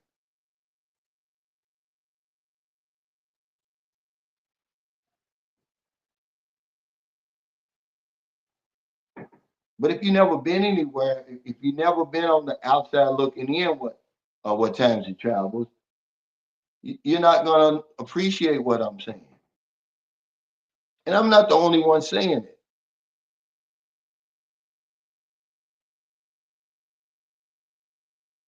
Yeah, see, they want to control everything. Is everybody in agreement with that? If you've ever had a Western relationship, eventually it comes around to that. The woman wants to control everything. And if you're a man, a real man, you're gonna be like, well, I'm sorry. Eventually, that's gonna cause a problem. You know,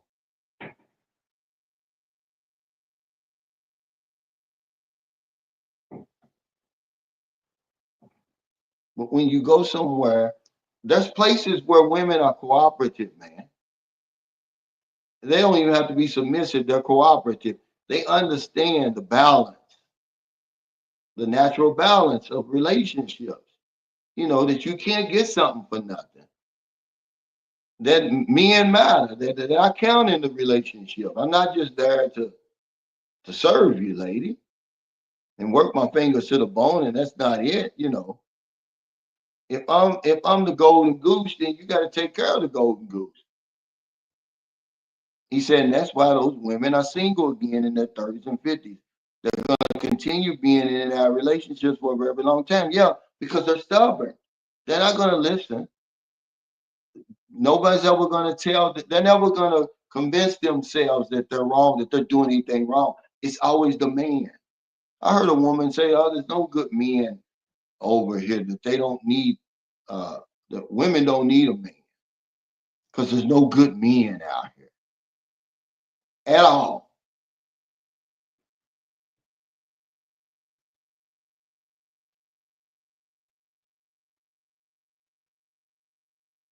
He said, Uncle, how do you keep coming up with original content that's not easy to do? It's easy to do if you just stay in your lane and just talk about, I just talk about my life really, and then the things that are, what I'm seeing, living, and experiencing really.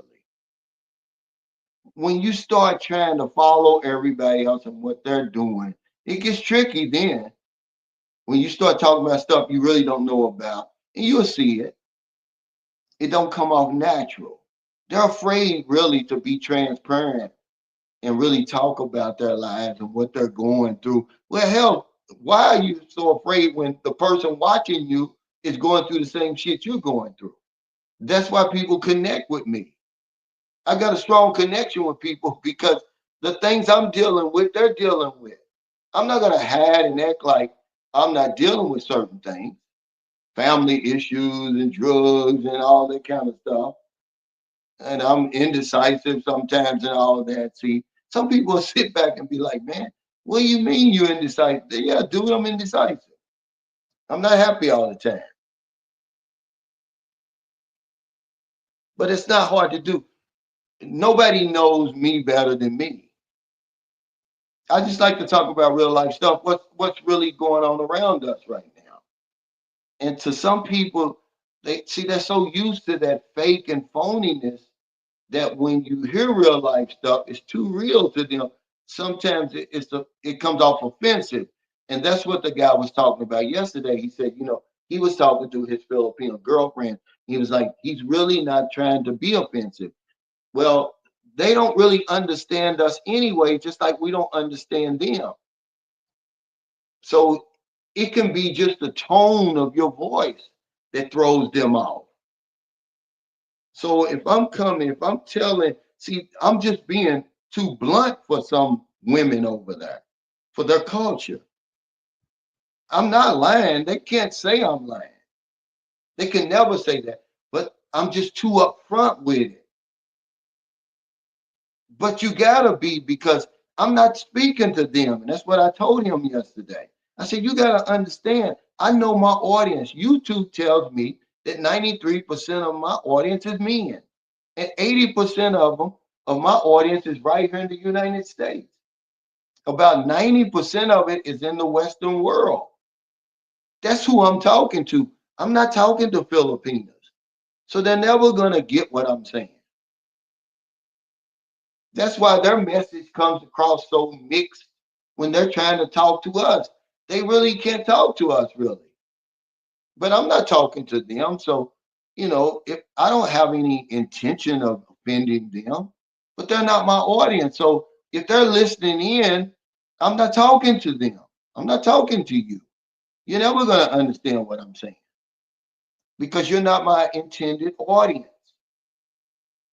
The men know exactly what I'm saying. They understand me fully. We need each other, guys. They got the support group. We don't have the support group. We don't have an advocate for us. They got one. They talk amongst themselves and they got another language. We're at a disadvantage. I gotta be blunt. I've got to tell you what it's really like over there. It can't be going over there, without the, full story. Man, you already at a disadvantage. So you got to know about the unspoken agreement. You got to know why they are doing certain things. I'm just telling you from my perspective. And it's like I pulled the curtain back and they can't take it. And I say, hey, they will literally, that 18 to 80 really makes them angry. But it's true. Just come over there and you'll see it. 18 to 80 blind, crippled, or crazy. You can get a woman over there because of the circumstance. And then, when you meet them, I'm talking about the women we meet, not all Filipino women. The women we meet on those dating sites. Okay. When you meet them, it's on from day one. You become a couple the very first day. It's like you've been knowing them your whole life. Everything. everything, everything. And even though it's happening, they feel uncomfortable when they hear me talking about it, even though I'm telling the 100% truth, because that's not how it is in their society. You know, so when they hear me talking about the stuff they're doing, it makes them cringy, I'm pretty sure. But it's not for them. Imagine what they're saying about us. We have no idea. We have no idea. I was talking to a guy, and he said that uh, I was talking on the phone with him, and he said him and his girl had went out to dinner, and another friend and his girl went out to dinner, and said the other woman was raking him through the coals right in front of his face, and he didn't even know it. The girlfriend told him when they got back, telling her, "Hey, he's this and he's that, and yeah, he really wants somebody else, and he went to this place with another woman," saying all that. See, right in front of him, because we don't know what they're saying about us. That's the advantage they have. They can watch my video and kind of decipher what I'm saying. I can watch one of their videos and never know what they're saying. They can sit right next to me, which they do. I've had that done before, to me before, where you're sitting there, I'm talking to the man, the woman's talking to the woman with me. She's telling the woman everything about me. But see, the woman already knows because I told her already. So it's not, but imagine had I not told her. See, he said, keep in mind the Filipino English is different from our English. Some words have a different, even opposite meaning from how we know those same words. It's true, but they're never gonna get you really. They don't get our sarcasm. They don't get our jokes. We are too upfront, but that's just how we are. But I don't have, it's not being disrespectful. I'm telling the truth. But it'd be different if I was lying, making shit up, but I'm not.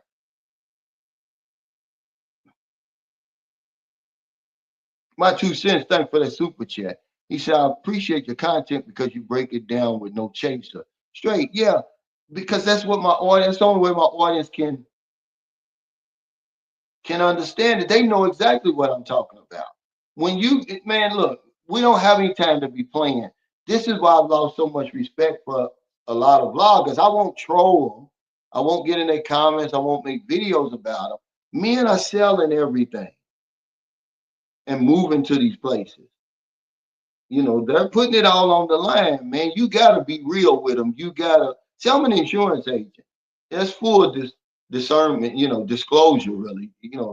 They got to be able to really make an informed decision because we got too many men just getting on their plane flying over there, having no idea what they're getting into. So what I'm just sharing with you the little knowledge I got. And I was telling the guy, Chris, yesterday, because he's got a nice wife. His wife is the same age as Marilyn. They were the same. She was the same age when he met her as I was with Marilyn, and we were talking about this yesterday. And I said, you got to understand that, Phil, it's not in the Filipino women we meet. The majority of them, it's not in them to scam us. They would never scam you. We scam ourselves. It's not in them to cheat you. They wouldn't even know what to do, really. You get the exception, but I was just telling him that a lot of the money that we send over there and all, they say it's a scam, but it's really not a scam. If Filipino women were half as bad as what we make them out to be, man, the Philippines would be littered with our bodies. But it's just not true. They're really good women. And that's why most men who go over there end up with a good woman. Yeah, see, it's nothing new. But if I'm gonna hide it, you're not gonna be able to relate to me. When I meet people, it's like they know me already. He said Asians in general don't get sarcasm. You have to tell them immediately that you are being sarcastic or things can get weird. Absolutely. They'll take you for dead serious. You can't play like that. It's going to take you a while to understand that, man. It's a culture difference. But we act like it's no big deal. We just see people in front of us and think, oh, they're human beings, which they are emotionally and stuff like that. But no, they got different ways, man. I mean, you be in an argument over some stupid stuff because you were just playing, and they'll think you're dead serious. But yeah, thank y'all so much for all your super chats, super stickers, all your thumbs up. I wanted to check in today. I hadn't checked in a while, and I wanted to talk about the meet and greet, how well it turned out. I'm gonna have another one in Chicago right before I leave. Thanks to everybody who came to that meet and greet. Y'all don't know, y'all really did save my trip here. I was really down in the dumps, man. Y'all literally brought me back to life. I mean, really, man. The vibe there was off the chain, man. I mean, really. Look at that picture. I remember Angelo said, "Man, this is the most even it's ever been." No, he didn't say that. Michael Beach Life said it. Well, it was pretty even yesterday. It was more like 60-40, maybe. White and black or something like that, maybe 65-35. But it wasn't an issue though. See, I grew up in Kentucky, guys. Y'all gotta understand. Kentucky's only 8% white. I grew up with white people my whole life. I don't have a problem with white people. As an insurance agent, 90% of my clients were white. It just never was a problem for me. I mean, you know, I'm from Kentucky, man. If you can't deal with white people, you ain't gonna live in Kentucky. You certainly aren't gonna have any success in the insurance business. But it was a good mix, man, and I really enjoyed myself, and it made me want to do one in Chicago. He said, "When are you leaving, Cal?" I'm supposed to be leaving uh, April 7th, but yeah, I'm gonna put it out as soon as possible. Blizzard, I'm waiting on Cedric to get back with me. And the minute he gets back with me, I want to make it that Saturday, April 5th, if possible.